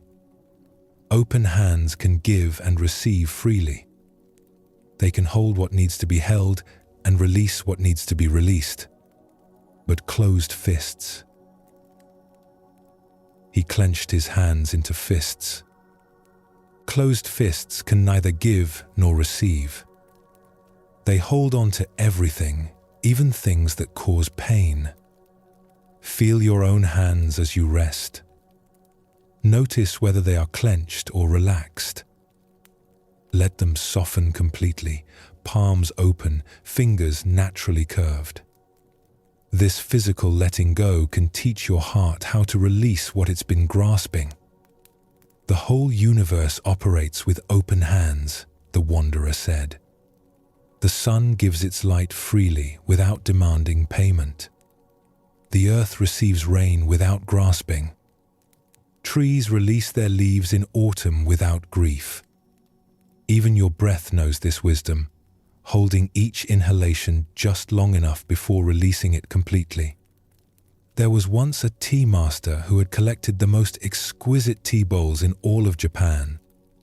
Each one was a masterpiece, valued not just for its beauty, but for its history. He kept them in a special room, locked away where they could never be damaged or stolen. One day, a student visited and asked to see the famous collection. The master proudly unlocked the room and showed the bowls, each one perfect and pristine. "They are beautiful," the student said. "May I hold one?" "Oh no," the master said quickly. "They are far too precious. They might break." "But master," the student said gently, "if they can never be used, are they really tea bowls? Or are they just decorative objects that happen to be shaped like tea bowls?" The master was taken aback. "I, I never thought of it that way. You have preserved their physical form perfectly, the student continued, but you have killed their essential nature. A tea bowl's purpose is not to be safe. It's to participate in the tea ceremony. It's to be filled and emptied, to be warmed by tea and cooled by air, to be part of the flow of life. That evening, the master sat in meditation, deeply troubled. He realized he had been doing the same thing with his own life that he had done with his tea bowls. He had been so afraid of being hurt, so protective of his image as a wise teacher, so careful to avoid mistakes, that he had stopped fully participating in life. The next day, he unlocked the room and brought out his most precious bowl. His hands trembled as he prepared tea in it, knowing it might be chipped or broken.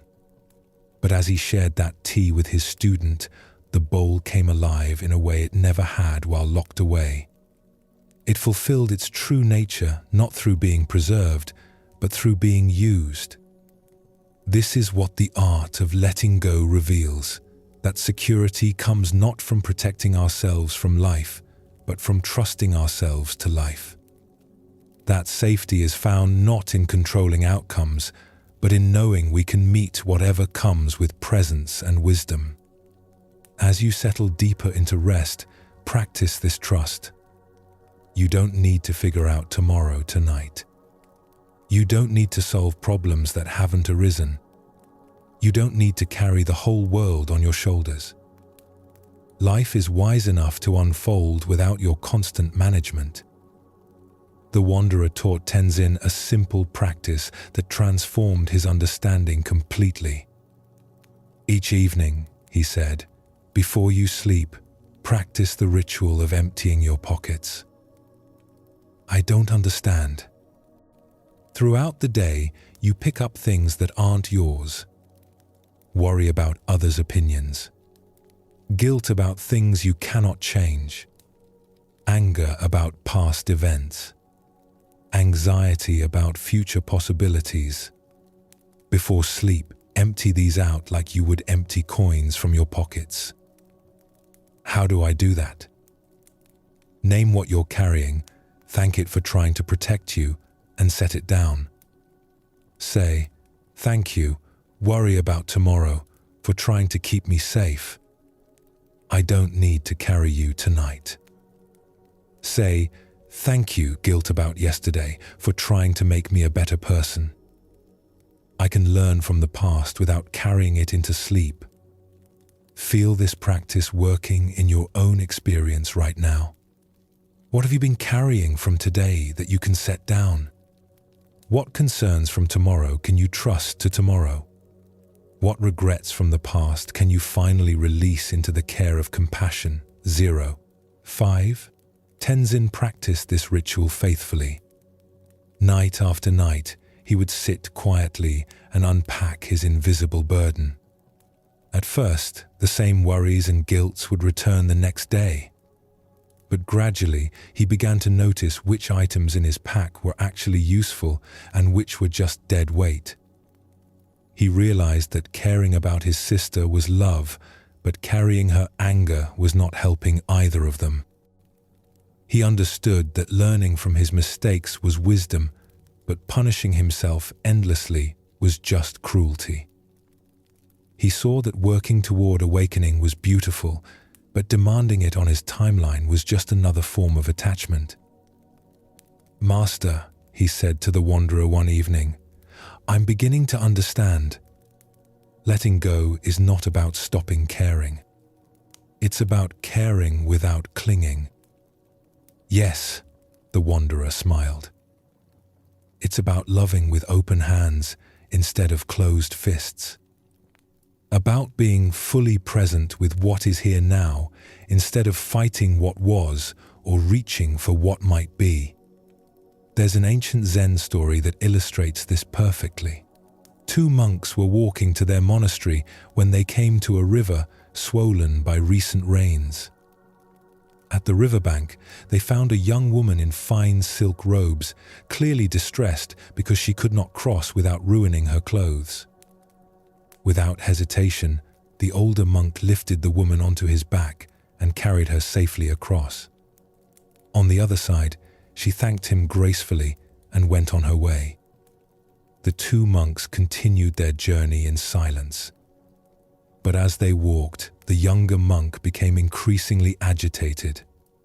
Finally, just as they reached their monastery gates, he could contain himself no longer. "Brother," he burst out, "how could you touch that woman? You know our vows forbid contact with women.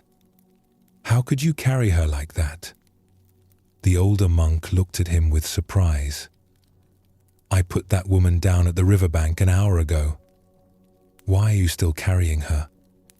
This is the essence of letting go, learning to set down what you've picked up when its time of usefulness has passed.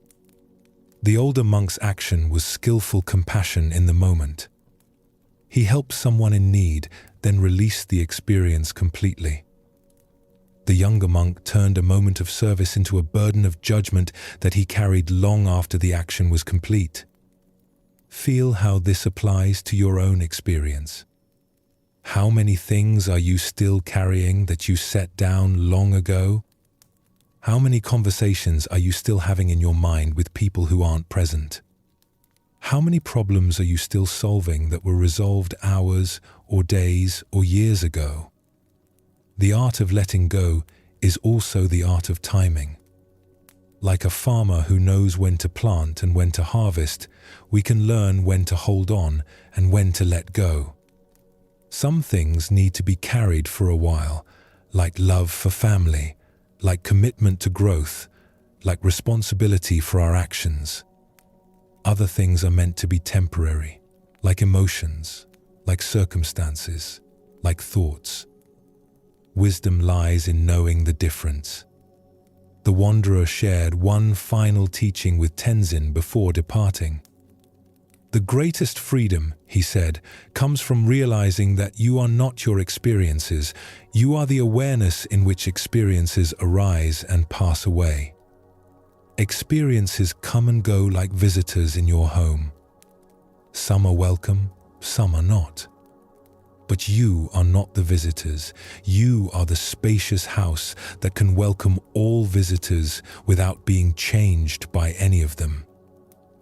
"Even difficult visitors?" Tenzin asked. "Even difficult visitors. Pain comes to teach you about healing. Fear comes to show you where you need courage. Anger comes to reveal what you truly value. Sadness comes to deepen your capacity for joy. When you stop fighting these visitors and start learning from them, they don't need to stay so long.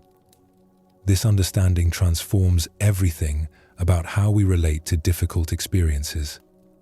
Instead of seeing challenging emotions as enemies to defeat, we can see them as messengers carrying important information. Instead of trying to avoid all pain, we can learn to move through it with grace.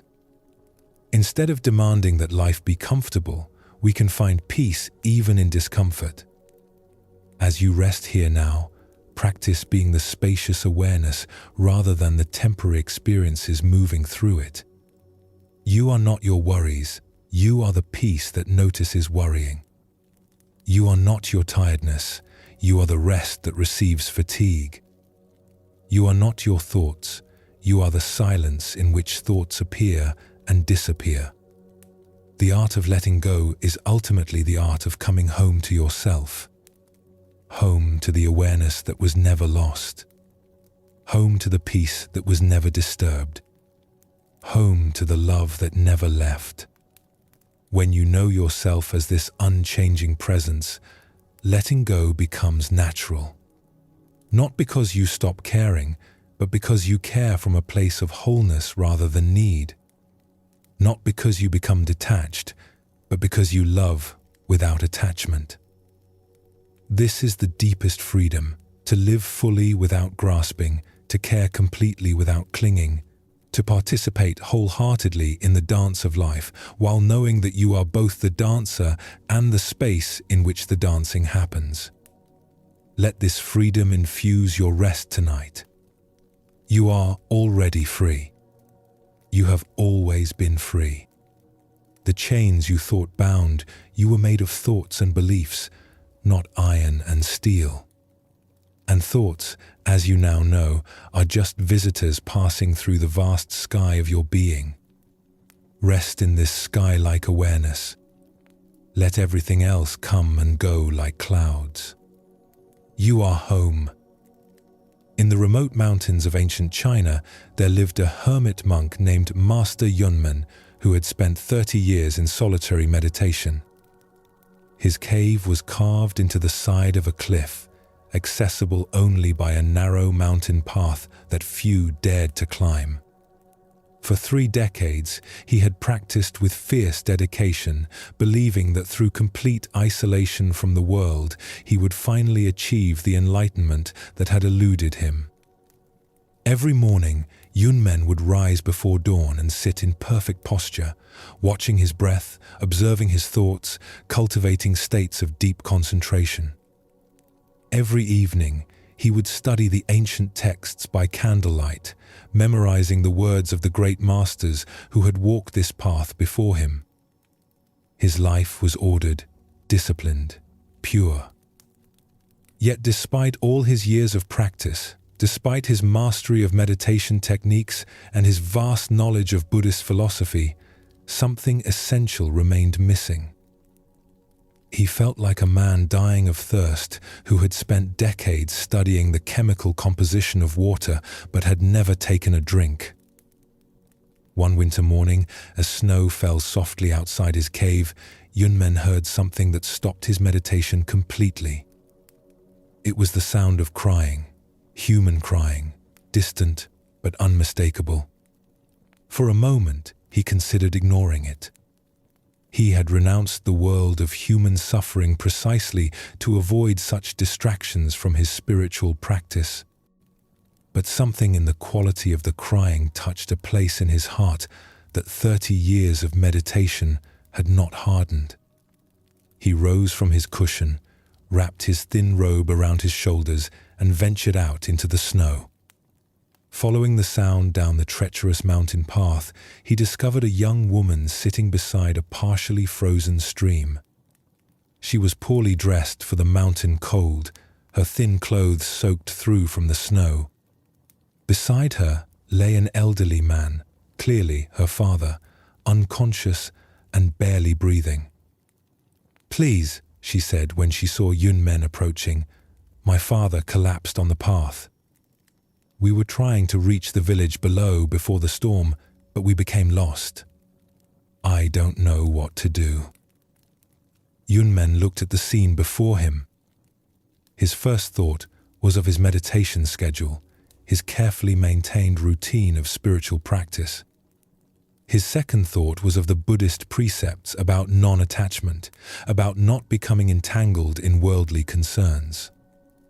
But then he looked into the young woman's eyes, and something happened that 3 decades of isolated practice had not prepared him for. The boundary between his suffering and her suffering simply dissolved. The pain in her heart was not separate from the awareness observing it. The fear for her father's life was not happening to someone else.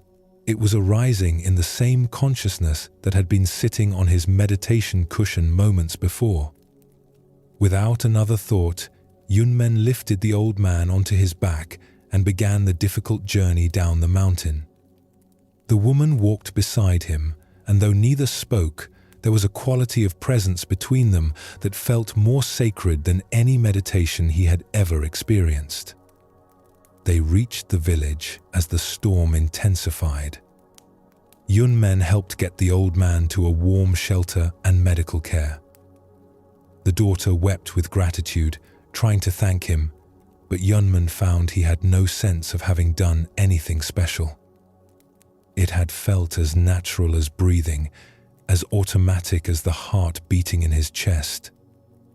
As he climbed back up the mountain to his cave, something had fundamentally shifted in his understanding.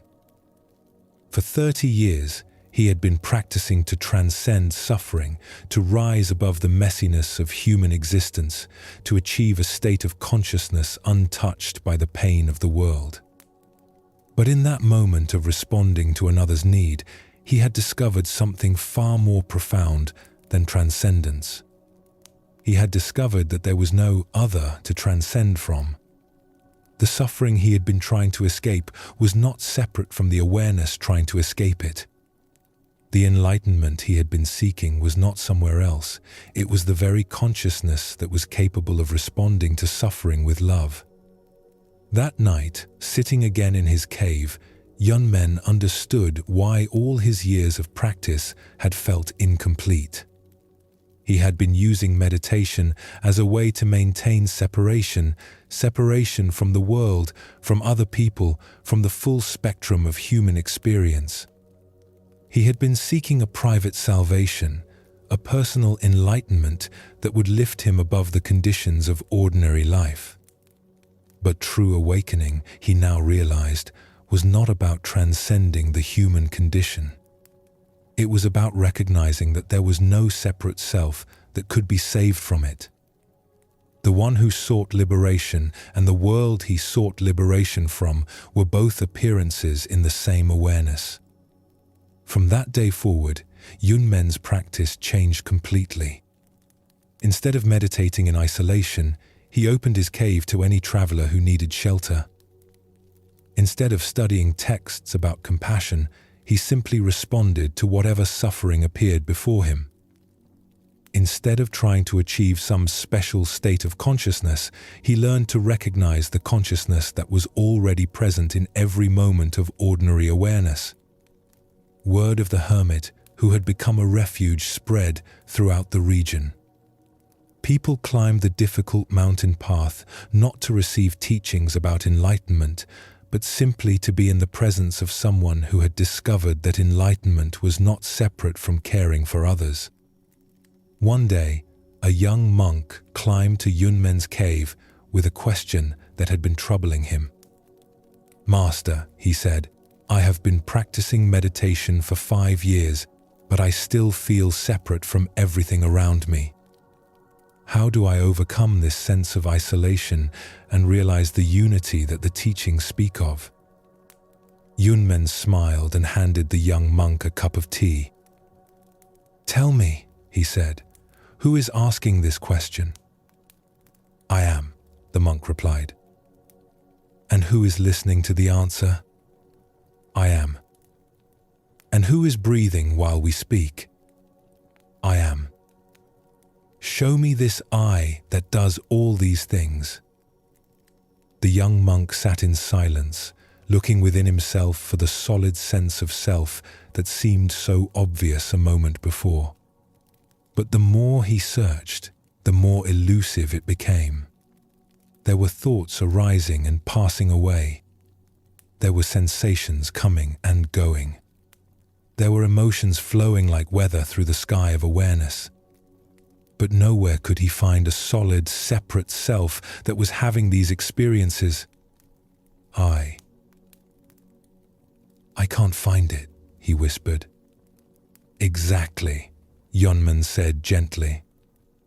"The one who feels separate doesn't exist. There is no one to be united with anything else. There is only this seamless experiencing, temporarily imagining itself to be divided into experiencer and experience. Now, as you rest here in the deepening quiet of this night, let this understanding settle into your own awareness. The sense that you are separate from life, that you are a conscious being observing a world outside yourself, is the most persistent and convincing illusion of human experience.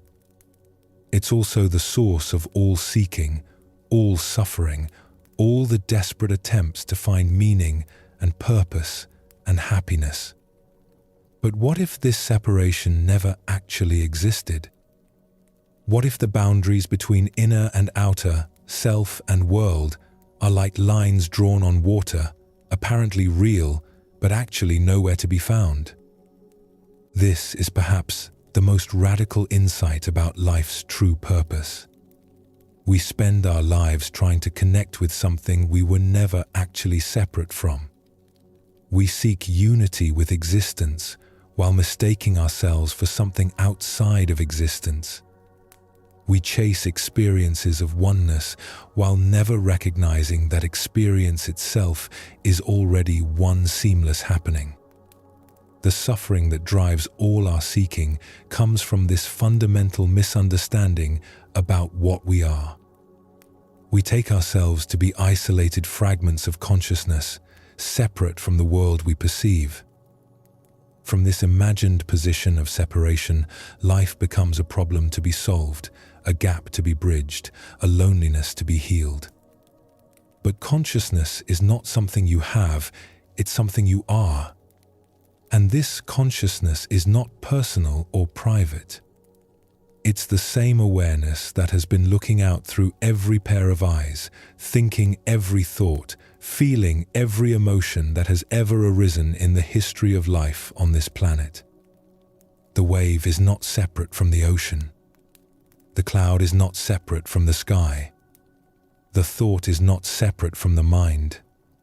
And you, this sense of being a conscious presence experiencing life, are not separate from life itself. This recognition doesn't require special practices or altered states of consciousness. It's available right now in the simple awareness that is reading these words. The consciousness that notices thoughts is not a thought. The awareness that observes emotions is not an emotion. The presence that witnesses experiences is not limited by any particular experience. When Yunmen found himself naturally responding to the young woman's distress, he wasn't performing some spiritual feat. He was simply acting from the recognition that her suffering and his consciousness were not two separate things. The compassion that arose was not his compassion directed towards someone else.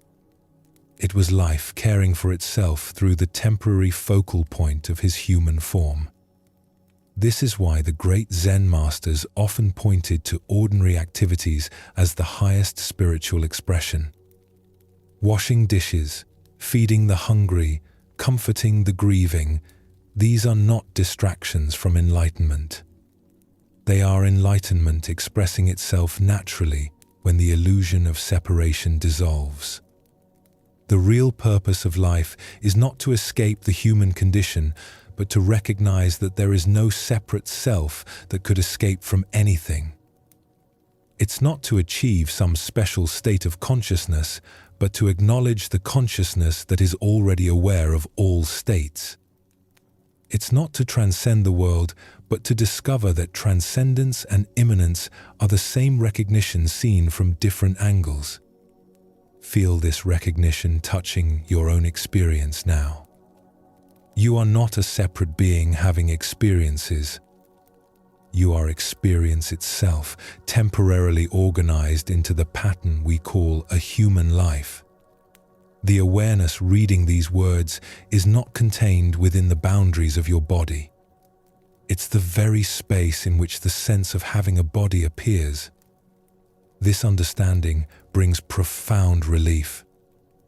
The burden of being a separate self, responsible for finding meaning and purpose and happiness in an indifferent universe, simply drops away. What remains is not emptiness but fullness, the recognition that you are the fullness itself, appearing as this particular perspective on existence. The seeking ends not because you find what you were looking for, but because you recognize that the seeker and the sought were never two. The spiritual journey continues not as a quest for something missing, but as the natural expression of wholeness celebrating its own infinite creativity. Rest in this wholeness now. Let the illusion of separation dissolve like mist in the morning sun. You are not alone in the universe. You are the universe, temporarily experiencing itself through the beautiful specificity of this human form. This is the deepest purpose of life, not to become something you're not, but to recognize what you've always been. Not to unite with existence, but to stop imagining you were ever apart from it.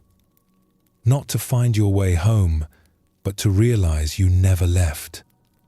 Your body has found its perfect stillness now, like a lake at dawn before the first breeze stirs its surface.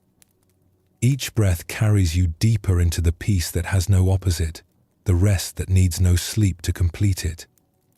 As we continue exploring life's deepest purpose, we discover how understanding our true nature naturally blossoms into compassion, not as something we practice, but as something we simply are.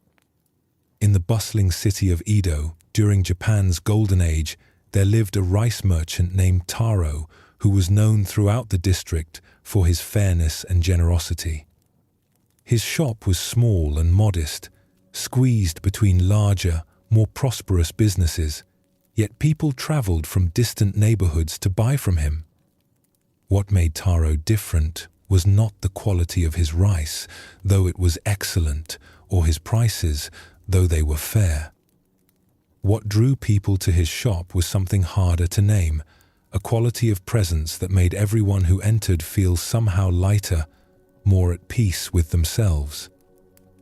Taro had not always been this way. In his younger years, he had been ambitious and calculating, determined to build the largest rice business in Edo.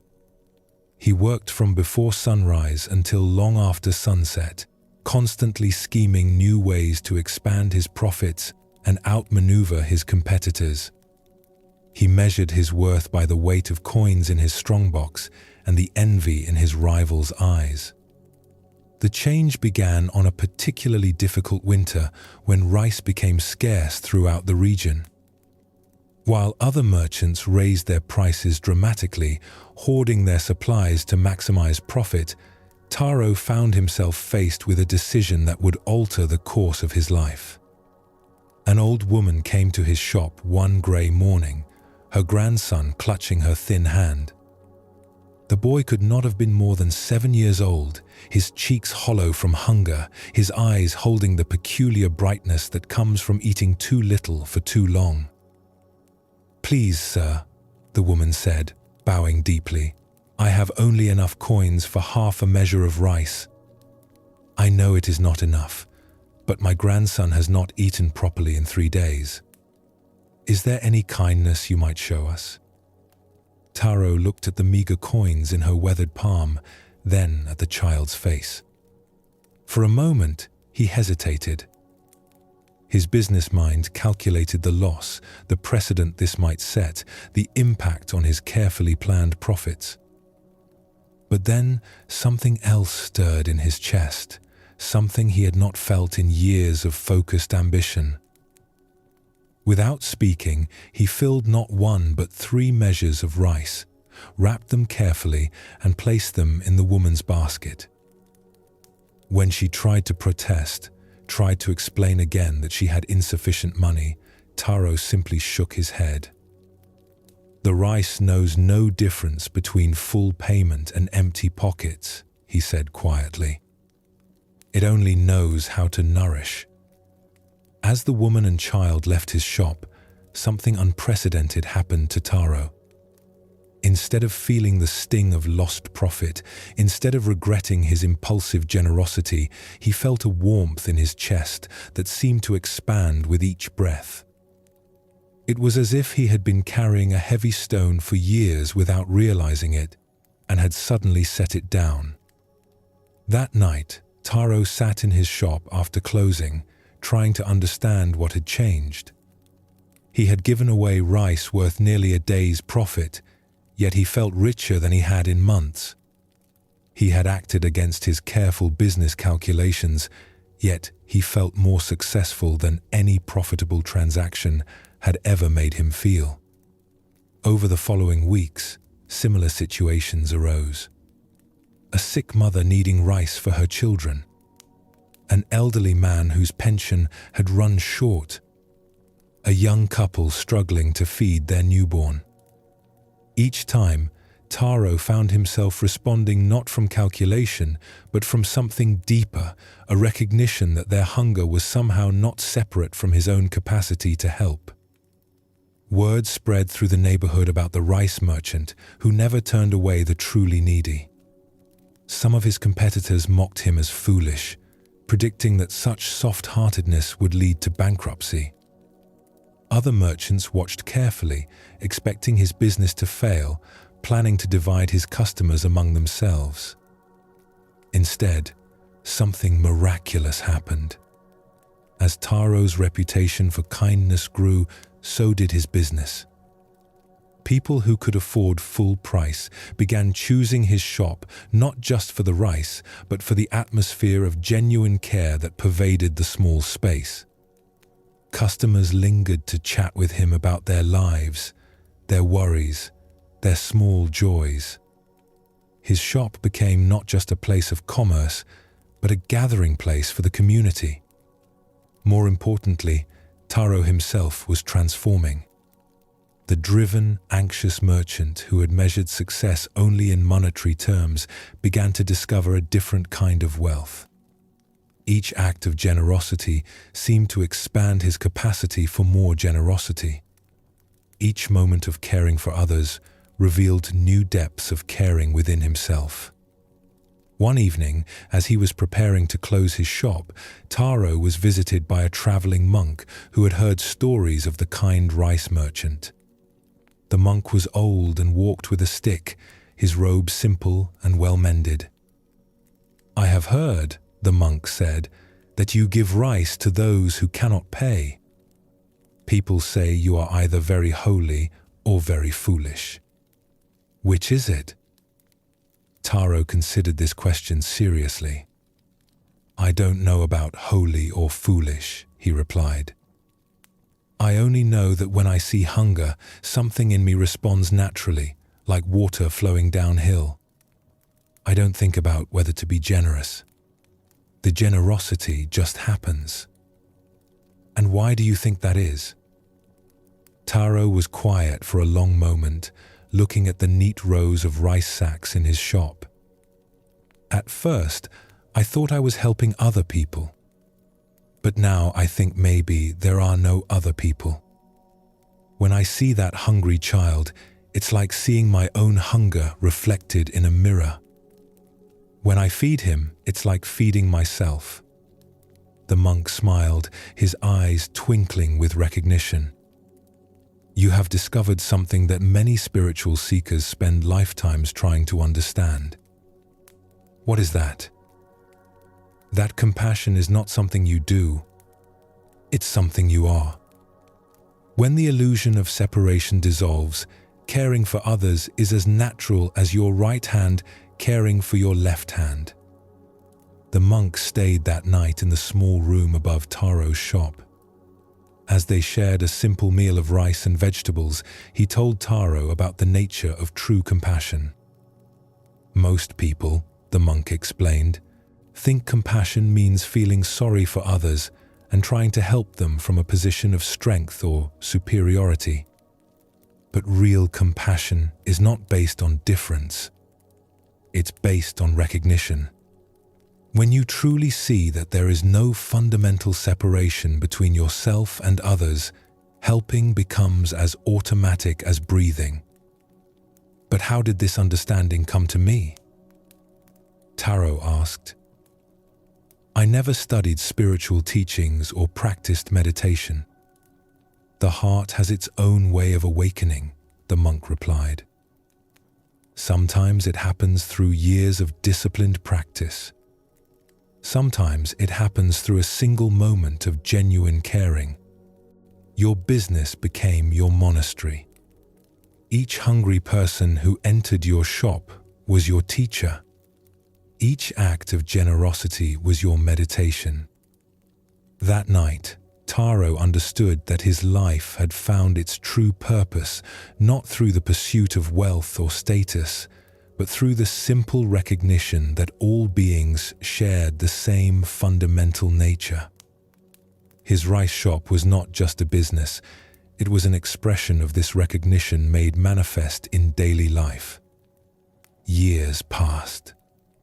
Taro's reputation for kindness spread throughout Edo and beyond. Other merchants began to emulate his approach, discovering that business built on genuine care was both more profitable and more fulfilling than business built on competition and greed. When Taro finally grew old and passed his business to his son, his last words were not about profit margins or business strategy. Instead, he said simply, "Remember that every person who enters this shop is yourself in a different form. Feed them as you would feed yourself. Care for them as you would care for yourself. This is not charity, this is recognition. Now, as you rest here in the gathering stillness of night, let this story touch something deep within your own heart." Taro's transformation reveals a profound truth about life's real purpose. We often think of compassion as something we should cultivate, a virtue we should develop, a practice we should engage in. But true compassion is not an action we perform, it's a recognition we embody. When we understand that there is no fundamental separation between ourselves and others, caring becomes as natural as the heart beating in our chest. We don't have to force ourselves to be kind any more than we have to force ourselves to feel pain when our own finger is cut. This is why the great spiritual traditions speak of compassion not as a moral imperative, but as a natural consequence of wisdom. When you truly see what you are, not a separate self struggling to survive in an indifferent world, but consciousness itself expressing as this particular human form, then caring for others is simply consciousness caring for itself. The suffering we witness in the world is not happening to someone else. It's arising in the same awareness that constitutes our deepest identity. The joy we see in others is not foreign to us. It's our own joy reflected back through different eyes. The love we offer to others is not something we possess that we generously share.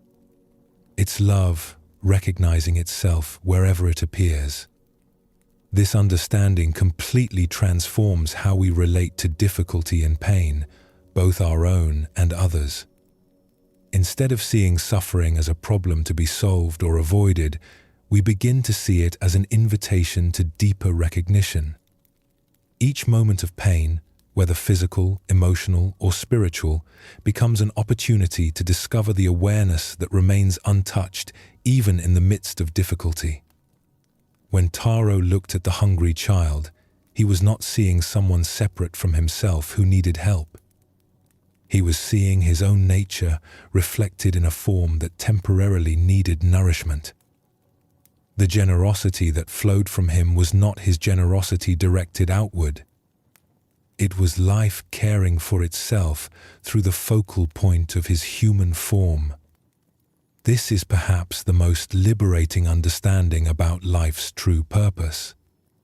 We are not isolated individuals responsible for manufacturing compassion through willpower and moral effort. We are compassion itself, temporarily experiencing itself through the beautiful limitation of individual perspective. Feel this recognition settling into your own heart now. The awareness that is reading these words is not private or personal. It's the same consciousness that has been experiencing life through every form, feeling every emotion, thinking every thought that has ever arisen. When this awareness encounters suffering, it naturally responds with care. When it meets joy, it naturally celebrates. When it recognizes itself in another, it naturally loves. This love is not an emotion that comes and goes. It's the very fabric of existence itself, the force that holds atoms together, that draws planets around stars, that moves rivers toward the sea. You are not separate from this love. You are this love, temporarily focused through the specificity of your human experience. The real purpose of life is not to become more loving, but to recognize the love you already are. Not to develop compassion, but to stop obscuring the compassion that is your fundamental nature. Not to help others from a position of having something they lack, but to serve from the recognition that there are no others, only consciousness caring for itself in all its myriad forms. As sleep begins to embrace you now, let this love pervade every cell of your being. You are not falling asleep alone. You are love itself, gently returning to the source from which it never departed. Rest in this vast heart that beats in every chest, dreams in every mind, awakens in every moment of recognition. Tomorrow, when you open your eyes, you may see the world exactly as it appeared before. But you will know something that changes everything, that every face you encounter is your own face, every heart you meet is your own heart, every moment of life is your own life expressing itself in infinite, beautiful diversity. This is compassion. This is wisdom.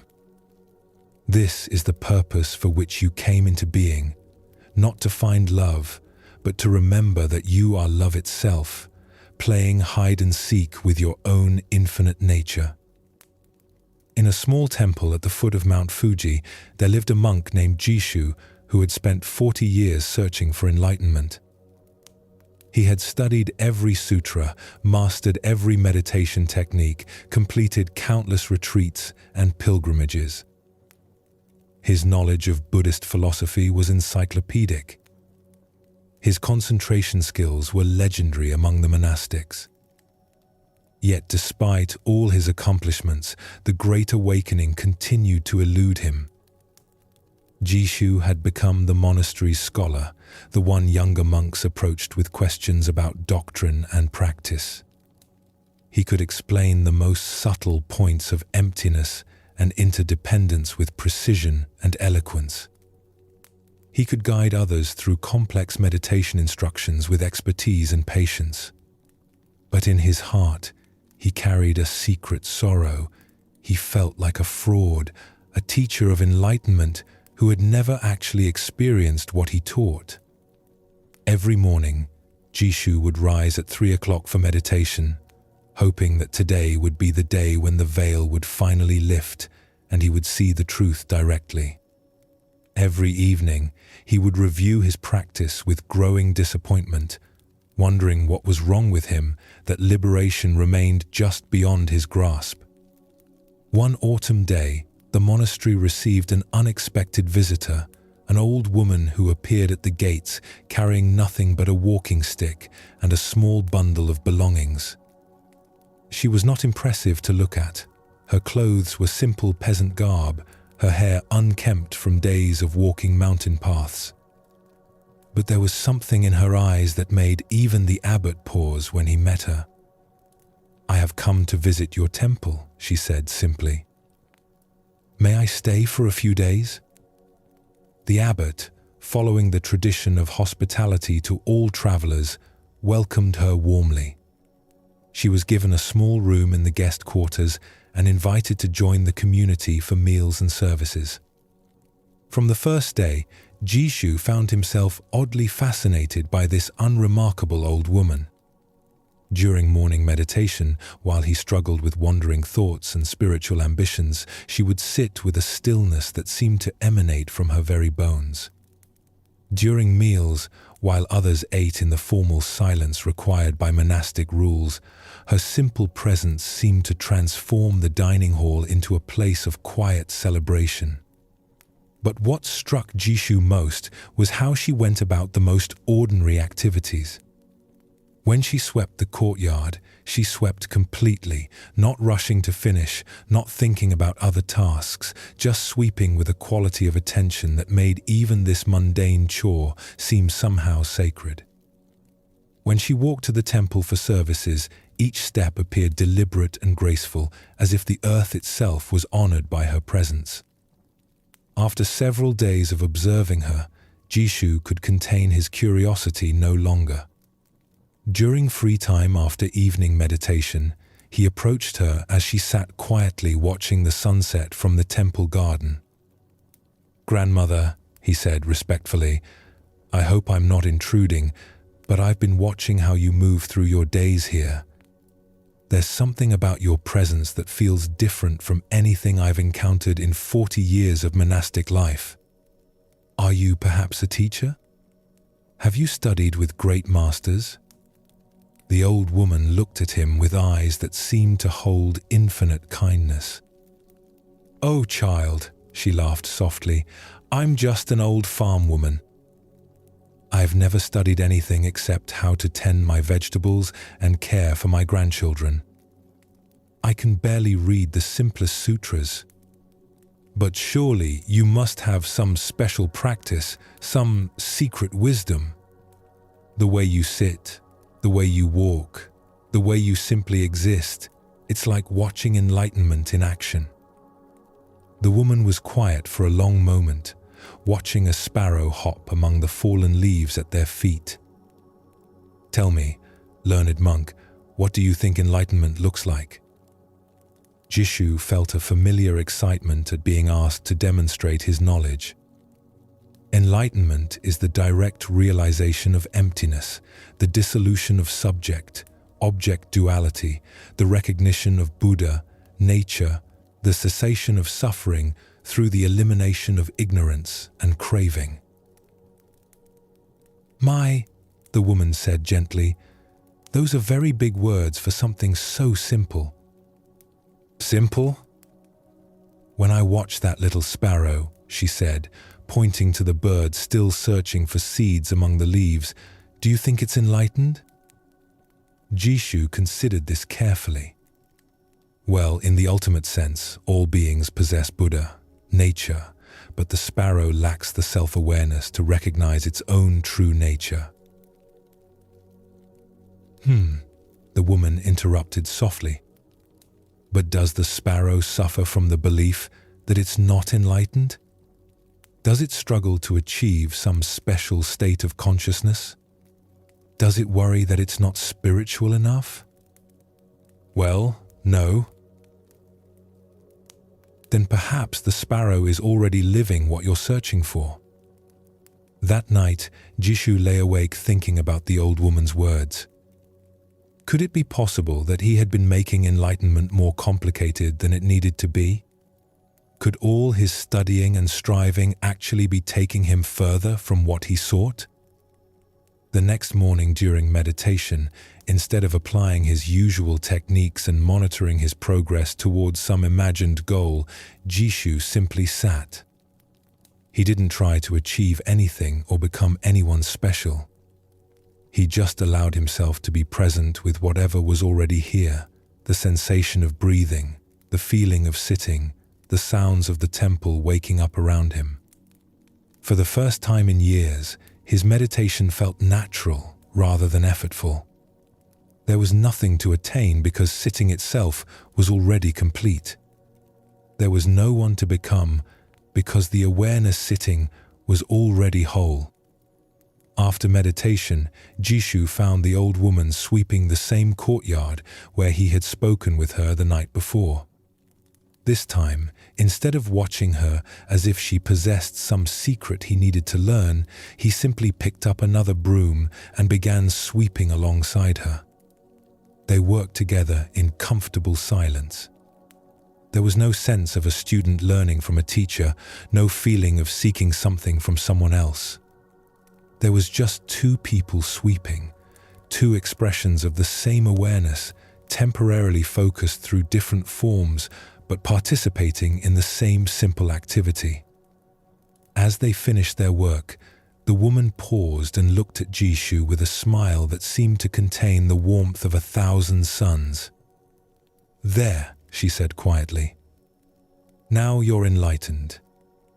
Jishu looked around, expecting to feel different, to see some dramatic change in his perception of reality. But everything looked exactly the same as it had moments before. The temple was the same temple. The morning light was the same light, 0, 5. He was the same monk with the same face and the same thoughts. "But nothing has changed," he said with confusion. Exactly, the woman replied. True enlightenment is not about becoming someone different. It's about recognizing what you've always been. You haven't achieved anything special, you've just stopped believing that you needed to. She gathered her simple belongings and prepared to continue her journey down the mountain. Before leaving, she turned to Jishu one last time. The Buddha you've been seeking is the one who was looking for the Buddha. The enlightenment you've been chasing is the awareness that was doing the chasing. The peace you've been practicing for is the consciousness that was aware of practicing. You've always been what you were searching for. You just forgot to notice. After she left, Jishu continued his monastic duties exactly as before. He still rose early for meditation, still studied the sutras, still guided younger monks in their practice. But everything had changed, because nothing needed to change. Meditation became not a technique for achieving enlightenment, but simply sitting completely. Study became not a pursuit of special knowledge, but appreciation for wisdom that was already present. Teaching became not the transmission of something he possessed, but the recognition of what was already alive in every student.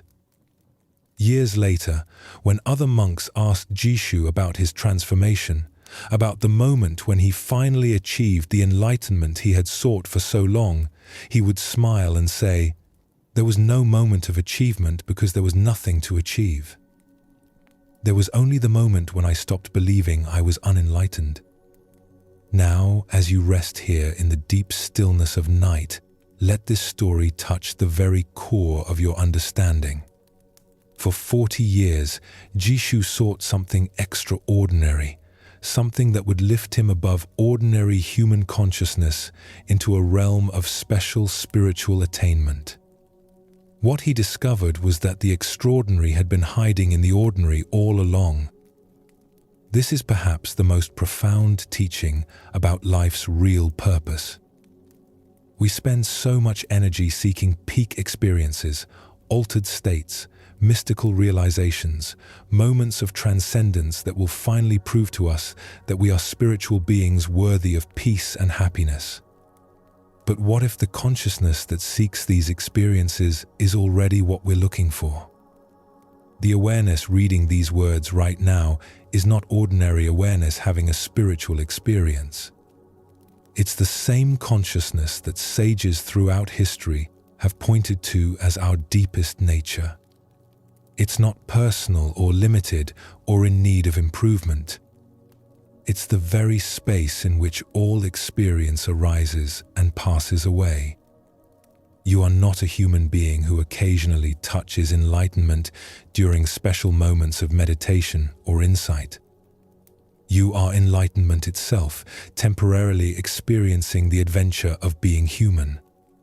You are not consciousness trapped in a body, trying to escape into spiritual freedom. You are consciousness playing at limitation, exploring what it's like to imagine boundaries where none actually exist. This understanding completely transforms what we think the spiritual path is about. Instead of seeking to become someone else or achieve some special state, we can simply relax into what we already are. Instead of trying to transcend the human experience, we can appreciate it as a magnificent expression of our true nature. Feel this recognition settling into your awareness now. You don't need to wait for some future moment of awakening. You don't need to accumulate more spiritual experiences or insights or practices. The awakening you seek is the very capacity to seek it. The enlightenment you're looking for is the awareness that knows you're looking. This is why Zen masters often speak of enlightenment as the most ordinary thing in the world. It's not a special achievement reserved for advanced practitioners. It's the natural state that appears when we stop trying to be somewhere else or someone else. It's what remains when all seeking ceases, Not because we've found what we were looking for, but because we've recognized that the one who was looking was what we were looking for. The old woman sweeping the courtyard was not more enlightened than Jishu the scholar. She had simply never believed she was unenlightened. She lived from the recognition that this moment, exactly as it is, lacks nothing. This breath, this heartbeat, this simple awareness of being alive, this is the Buddha nature that all the scriptures point toward. You don't need to understand this intellectually. Understanding is just another experience arising in awareness. You don't need to feel peaceful or blissful or spiritually elevated. Feelings are just weather passing through the sky of consciousness. You don't need to have profound insights or mystical experiences. Experiences come and go, but the awareness in which they appear is constant. What you are is not any particular experience, but the openness in which all experiences are possible. You are not the content of consciousness, but consciousness itself. You are not the waves on the ocean, but the ocean appearing as waves. This is the ultimate teaching about life's purpose. We are not here to become enlightened. We are here as enlightenment, temporarily enjoying the play of apparently forgetting and remembering what we are. We are not here to find meaning, but to be meaning, expressing the infinite creativity of existence through the beautiful particularity of individual lives. As sleep draws you deeper now into rest, know that you are not falling asleep as a separate being who sometimes touches spiritual truth. You are spiritual truth itself, gently returning to the formless awareness that dreams all forms into being. Your individual life is not a problem to be solved, but a love song that existence is singing to itself. Rest completely in this knowing. There is nowhere else to go because you are already where you belong. There is nothing else to achieve because you are already the achievement. There is no one else to become because you are already the very source from which all becoming arises. The search is over not because you found what you were looking for, but because you realized you were never lost. You are home. You have always been home, and this recognition is the deepest purpose any life can fulfill. The real purpose of life is not a destination to reach, but a recognition to awaken to. You are not a traveler journeying toward enlightenment. You are enlightenment itself, temporarily experiencing the adventure of being human. In a small fishing village by the sea, there lived an old fisherman named Akira who had spent his entire life on the water. Every dawn, he would take his simple boat beyond the harbor into the vast blue expanse. Every sunset, he would return with his catch, his heart full of gratitude for another day spent in communion with the sea. But Akira was different from the other fishermen in one remarkable way.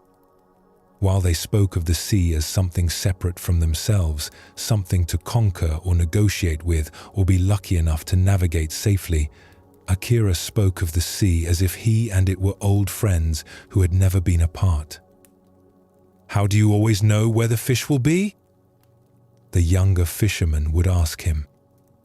Akira would smile and gesture toward the horizon.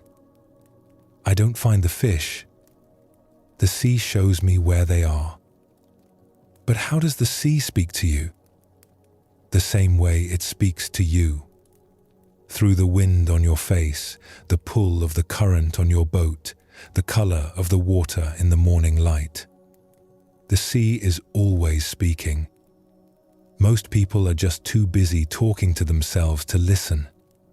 Feel how this wisdom applies to your own life as you rest here. Life is always offering its guidance, always showing you the way forward. But so often we're too caught up in our own mental chatter, our plans and worries and judgments, to hear what existence is actually saying. One day, a spiritual teacher from the monastery in the mountains, came to visit the fishing village. He had heard stories of the fisherman who seemed to have found some secret wisdom through his simple life on the water. "I have come to learn from you," the teacher said to Akira. "The monks in our monastery study sacred texts and practice meditation for hours each day, yet many still seem restless and seeking. But you, a simple fisherman, appear to have found what they search for. What is your secret?" Akira laughed, a sound like waves on pebbles. "There is no secret. I just go fishing." "But surely there is some special practice, some technique you use?" "Yes," Akira said, preparing his nets for the next day's journey. "I practice being where I am, doing what I'm doing when I'm doing it. When I'm mending nets, I mend nets completely. When I'm watching the horizon, I watch the horizon completely. When I'm listening to the sea, I listen completely." "That's all?" "That's everything." This is the profound simplicity that Zen masters have pointed to for centuries. The spiritual path is not about adding complicated practices or esoteric knowledge to your life. It's about bringing complete presence to whatever you're already doing. Washing dishes becomes meditation when you wash dishes completely. Walking becomes prayer when you walk with full attention. Even resting becomes enlightenment when you rest completely. The teacher spent 3 days with Akira, going out on the fishing boat each morning. At first, he found the experience frustrating. He kept waiting for the deep teachings to begin, for the profound wisdom to be revealed. Instead, there was just the simple rhythm of daily work, casting nets, reading weather, feeling the movement of the boat on the water. But on the 3rd morning, something shifted. As the teacher sat in the bow watching the sunrise paint the sky in shades of gold and pink, listening to the gentle sound of water against the hull, feeling the salt breeze on his face, he suddenly understood what Akira had been teaching all along. This moment was perfect exactly as it was. Nothing needed to be added to make it more spiritual or meaningful. The boat was a temple. The sea was a teacher. The sunrise was a scripture written in light itself. "Ah," the teacher whispered, tears forming in his eyes. "I have been looking for God in books and meditation halls, never noticing that God has been looking at me through the eyes of existence itself." Akira nodded quietly. "Now you understand why I never left the village to find enlightenment. How can you leave yourself to find yourself? 0. 5. Feel this recognition touching your own heart. You have been looking for meaning, purpose, peace, happiness, all the things that make life worth living. But where have you been looking? Outside yourself, in achievements and acquisitions and experiences? When all along, the awareness looking for fulfillment is itself the fulfillment you seek. That evening, as they sat by a small fire on the beach, the teacher asked Akira about the difficulties of life. "But what about when things go wrong? When there are storms, when the catch is poor, when people are difficult? How do you maintain this peace?" Akira stirred the coals with a piece of driftwood, watching the sparks rise into the star-filled sky. "The sea has many moods," he said. "Sometimes calm, sometimes stormy. But it is always the sea. I have many experiences, sometimes easy, sometimes difficult. But I am always myself underneath all experiences." "How did you discover this?" "Through the great storm," Akira replied. And he told the teacher about the night, 20 years earlier, when his boat had been caught far from shore in a typhoon that came up suddenly from the south. For hours, he had fought the mountainous waves, trying to keep his small vessel afloat. His strength was failing. His fear was overwhelming. It seemed certain he would not survive. In that moment of ultimate helplessness, something unexpected happened. He stopped fighting the storm and simply surrendered to whatever would come. And in that surrender, he discovered something that changed his life forever. I realized, Akira said, that I had been trying to survive as a separate self in an hostile universe. But when I let go of that struggle, I discovered I was not separate from the storm, or the sea, or the night. I was part of it all. The storm was not attacking me, it was expressing itself through the whole ocean, of which I was a temporary wave. Were you no longer afraid? The fear was still there. But I was no longer identified with the fear. It was just weather passing through awareness, like the storm was weather passing through the sky.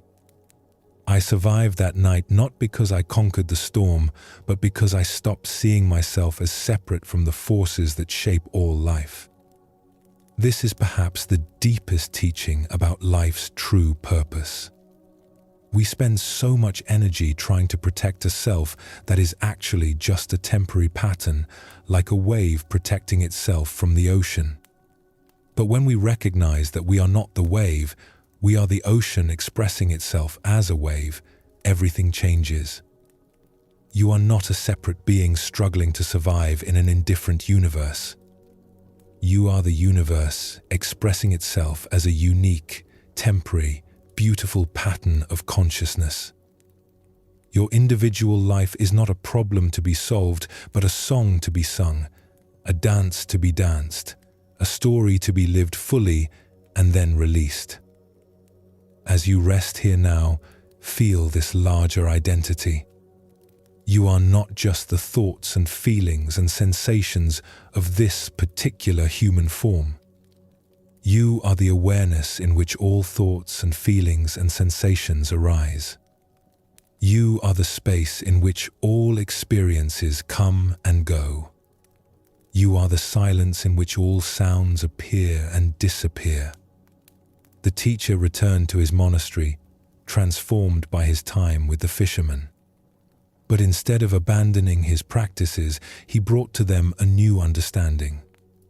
Meditation became not an escape from ordinary life, but a way of being fully present with whatever was happening. Study became not an accumulation of knowledge, but a deepening of wisdom. Service became not a duty to perform, but a natural expression of love. The other monks noticed the change immediately. "What did you learn from the fishermen?" they asked. "I learned that I don't need to become enlightened," he replied. "I need to stop pretending that I'm not already enlightened." This is the recognition that ends the spiritual search, not because you've achieved some special state, but because you've remembered what you never actually forgot. The peace you've been seeking is the peace you already are. The love you've been looking for is the love looking through your eyes. The home you've been trying to reach is where you've always been. There's a beautiful final story that captures this perfectly. An old Zen master lay dying, surrounded by his students. They were deeply saddened, knowing they would soon lose their beloved teacher. "Master," one student said through tears, "where will you go when you die? 0. 5. How will we find you again?" The master smiled with eyes that seemed to hold infinite gentleness. "Where can I go? There is nowhere that is not here. How can you lose me? There is no one who is not you. But what is the final teaching you want to leave us?" The master was quiet for a long moment, listening to the sound of rain beginning to fall on the monastery roof. Then he spoke his last words. "The rain has been falling on this roof for 1,000 years. But tonight, for the first time, the roof is grateful. With that, he closed his eyes and passed peacefully, leaving his students with the understanding that would transform their lives. Existence had always been perfect. Life had always been sacred. Every moment had always been a gift. They had simply forgotten to notice. This is the real purpose of life, to wake up to the sacred nature of ordinary existence. To recognize that every breath is a miracle, every heartbeat a blessing, every moment an opportunity to experience the wonder of being alive. You don't need to wait for some future moment of enlightenment. You don't need to earn your way to peace through years of practice. You don't need to become someone special to deserve happiness. Right now, as you rest here, you are experiencing the very thing you've been seeking. The awareness reading these words is not personal or small or limited. It's the same awareness that has been looking through the eyes of sages and fishermen, children and elders for thousands of years. It's the same consciousness that watches stars being born and seasons changing and love flowing between hearts. You are not a human being having a spiritual experience. You are spiritual experience having a human experience. You are not a wave separate from the ocean. You are the ocean playing at being a wave. Feel this truth settling into your bones now. Let it release any sense of inadequacy or incompleteness. Let it dissolve any feeling that you need to be anywhere else or anyone else. Let it bring you home to the simple, profound recognition of what you've always been. As sleep begins to embrace you now, know that you are not falling asleep. You are falling awake. Awake to the dreams that consciousness spins for its own delight. Awake to the play of existence expressing itself through the theater of your mind. Tomorrow, when you open your eyes, the world may look exactly the same, but you will see it differently. Because you will remember what you remembered tonight, that you are not a tourist visiting life temporarily.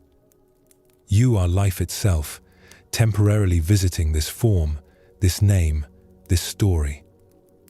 The purpose of life is not to achieve or accomplish or become. The purpose of life is to be fully present with whatever is arising, to be completely yourself without apology, to be awake to the miracle that existence is happening at all. You are that miracle. You have always been that miracle. You will always be that miracle. Rest in this knowing. Let everything else fade into the background of awareness. The seeking is over. The journey is complete. You have come home to yourself. In the final years of his life, there lived a Zen master named Myoan who had become legendary throughout Japan, not for his teachings or his wisdom, but for the quality of his presence. People would travel vast distances simply to sit in his company, finding in his silence something more nourishing than the most eloquent sermons. Yet Myoan himself had no sense of being special or accomplished. To him, each day was simply another opportunity to rest in the vast simplicity of being alive. Myoan had not always been this way. In his youth, he had been a passionate seeker, hungry for enlightenment, driven by an almost desperate need to understand the meaning of existence. He had studied with master after master, practiced technique after technique, searched through countless texts for the key that would unlock the mystery of awakening. For 20 years, he had pursued realization with the intensity of a man whose life depended on finding it. He meditated until his legs went numb, fasted until his body trembled with weakness, traveled to remote monasteries in search of teachers who might possess the final piece of the puzzle that would complete his understanding. But as the years passed, a strange weariness began to settle in his bones. Not the weariness of physical exhaustion, though his body had been pushed to its limits many times. This was a different kind of tiredness, a soul-deep fatigue with the very effort of seeking, a growing suspicion that all his striving might be taking him further from what he sought rather than closer to it. On his 50th birthday, sitting alone in a small hermitage he had built in the mountains, Myoan finally admitted to himself what he had been avoiding for years. Despite all his practice, all his study, all his sincere effort, he felt no closer to enlightenment than he had on the day he first began seeking. If anything, the more he learned about what awakening was supposed to look like, the more elusive it seemed to become. That night, sitting before his altar with its simple Buddha statue and offering of wildflowers, Myoan made a decision that would change everything. He would stop. Stop seeking, stop practicing, stop trying to become anything other than what he already was. If enlightenment existed, if peace was possible, if there was any truth to the promises of the ancient teachings, then surely it would have to be available without all this struggle and effort. "I give up," he said aloud to the empty hermitage. If this is not enough, he gestured to his simple room, his ordinary human existence, the sound of wind in the trees outside. If this moment, exactly as it is not already perfect, then I don't know what perfection could possibly mean. As soon as he spoke these words, something extraordinary happened. Nothing changed, and everything changed. The room was still the same small space with rough wooden walls and a single oil lamp. The Buddha statue still sat in the same position, wearing the same serene expression. The sound of night insects continued their ancient chorus outside his window. But Myoan's relationship to all of it shifted completely. The seeking that had driven him for 2 decades simply stopped. Not because he had found what he was looking for, but because he finally understood that the one who was looking and what he was looking for had never been separate. The exhaustion he had been carrying fell away like a heavy cloak he had forgotten he was wearing.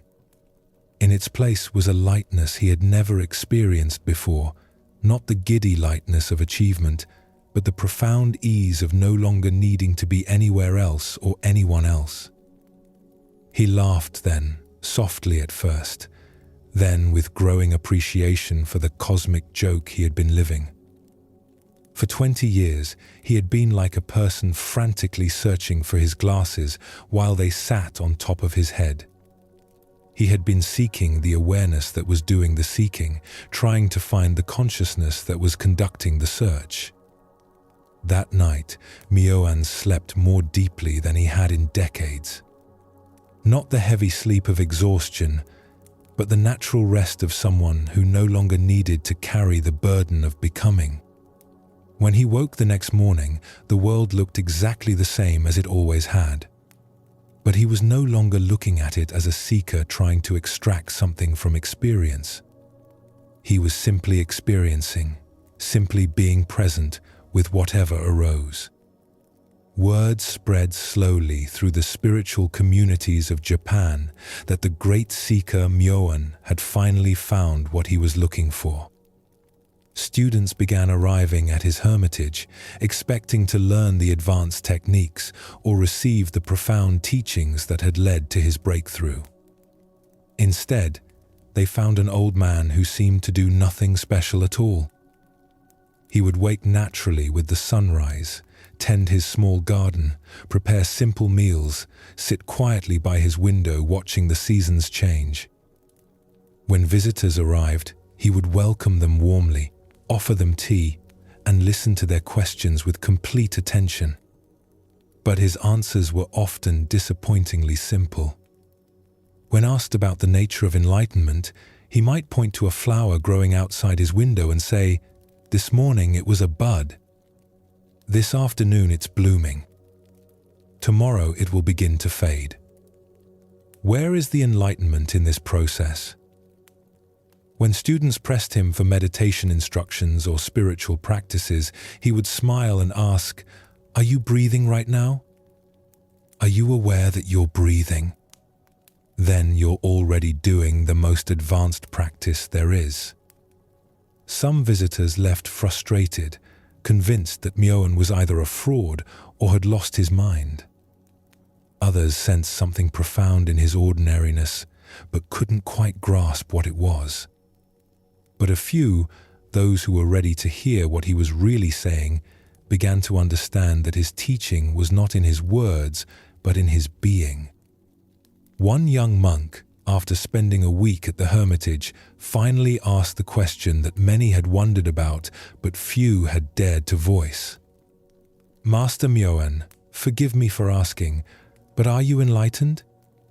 Have you achieved the awakening that all the scriptures promise?" Myoan was quiet for a long time, watching clouds drift across the afternoon sky. When he finally spoke, his voice carried the gentle authority of someone who had traveled to the end of seeking and discovered what was there. "Who would be enlightened?" he asked softly. "And who would know whether they were or not? I sought enlightenment for 20 years and never found it. Now I've stopped seeking, and it's everywhere I look. Not because something changed, but because I stopped believing that anything needed to change."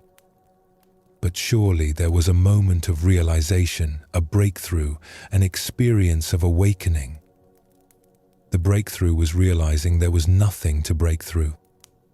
The awakening was seeing that I had never been asleep. The experience was recognizing that the one having experiences is not limited by any particular experience. That evening, as the last student departed and Myoan prepared for sleep, he sat for a moment in the doorway of his hermitage, looking up at the star-filled sky. The same sky he had gazed at countless times during his years of seeking, when it had seemed like a distant mystery pointing to transcendence beyond this world. Now it simply appeared as it was, vast, beautiful, present, lacking nothing. Just like the awareness that perceived it. Just like the moment in which the perceiving happened. Just like everything that had ever existed or ever would exist. He rose slowly, his old bones creaking with the movement, and prepared for bed. Tomorrow would bring another day of simple being, another opportunity to rest in the recognition that had ended his seeking. There would be visitors to welcome, tea to prepare, flowers to tend, moments to experience fully without needing them to be anything other than what they were. As sleep began to embrace him, Myoan's last thought before dreams took him was not a thought at all, but a wordless appreciation for the perfection of imperfection, the completeness of incompleteness, the profound ordinariness of the sacred that had been hiding in plain sight all along. Now, beloved friend, feel how this story completes the journey we have taken together tonight. Like Myoan, you have spent this time exploring the deepest questions of existence, seeking to understand life's true purpose, hungering for insights that might transform your experience of being alive. And what have we discovered together? That the purpose of life is not what most people think it is. It's not the pursuit of happiness or the accumulation of pleasures or the achievement of goals that will finally make you feel complete. It's not even the attainment of some special spiritual state that will lift you above the ordinary concerns of human existence. The real purpose of life is to recognize what you already are. To stop seeking for something outside this moment and start appreciating the awareness that is available right here, right now. To cease the exhausting effort of trying to become someone special and rest in the profound ordinariness of simply being. You are not a human being having a spiritual experience. You are spirit itself, temporarily enjoying the adventure of being human. You are not a separate self trying to connect with the universe. You are the universe, experiencing itself through the beautiful focal point of your individual awareness. This recognition doesn't require years of practice or profound experiences or special knowledge. It's available in this breath, in this heartbeat, in this simple awareness of being aware. The consciousness reading these words is not personal or limited or in need of improvement. It's the same awareness that has been present in every moment of seeking, every experience of joy or sorrow, every night of sleep, and every morning of waking. Feel how completely you can rest in this understanding now. There is nothing left to figure out, nothing left to achieve, nothing left to become. The seeking that may have driven you to this moment of rest can finally cease, not because you've found what you were looking for, but because you've recognized that the seeker and the sought were never two. Let your body settle even more deeply now, like a leaf finally coming to rest on the forest floor after a long dance with the wind. Let your breath become so gentle it barely disturbs the silence. Let your mind release all effort, all trying, all reaching toward any experience other than this one. This is the deepest rest, not just the rest of sleep, but the rest of no longer needing to be anywhere else or anyone else. The rest of recognizing that what you are has never been disturbed by any experience, never been limited by any circumstance, never been separate from the source and substance of all existence. You are coming home now, but not to a place you left. You are coming home to what you've always been. You are not falling asleep as a separate being who sometimes touches truth. You are truth itself, gently returning to the formless awareness that dreams all forms into being. Rest completely in this knowing.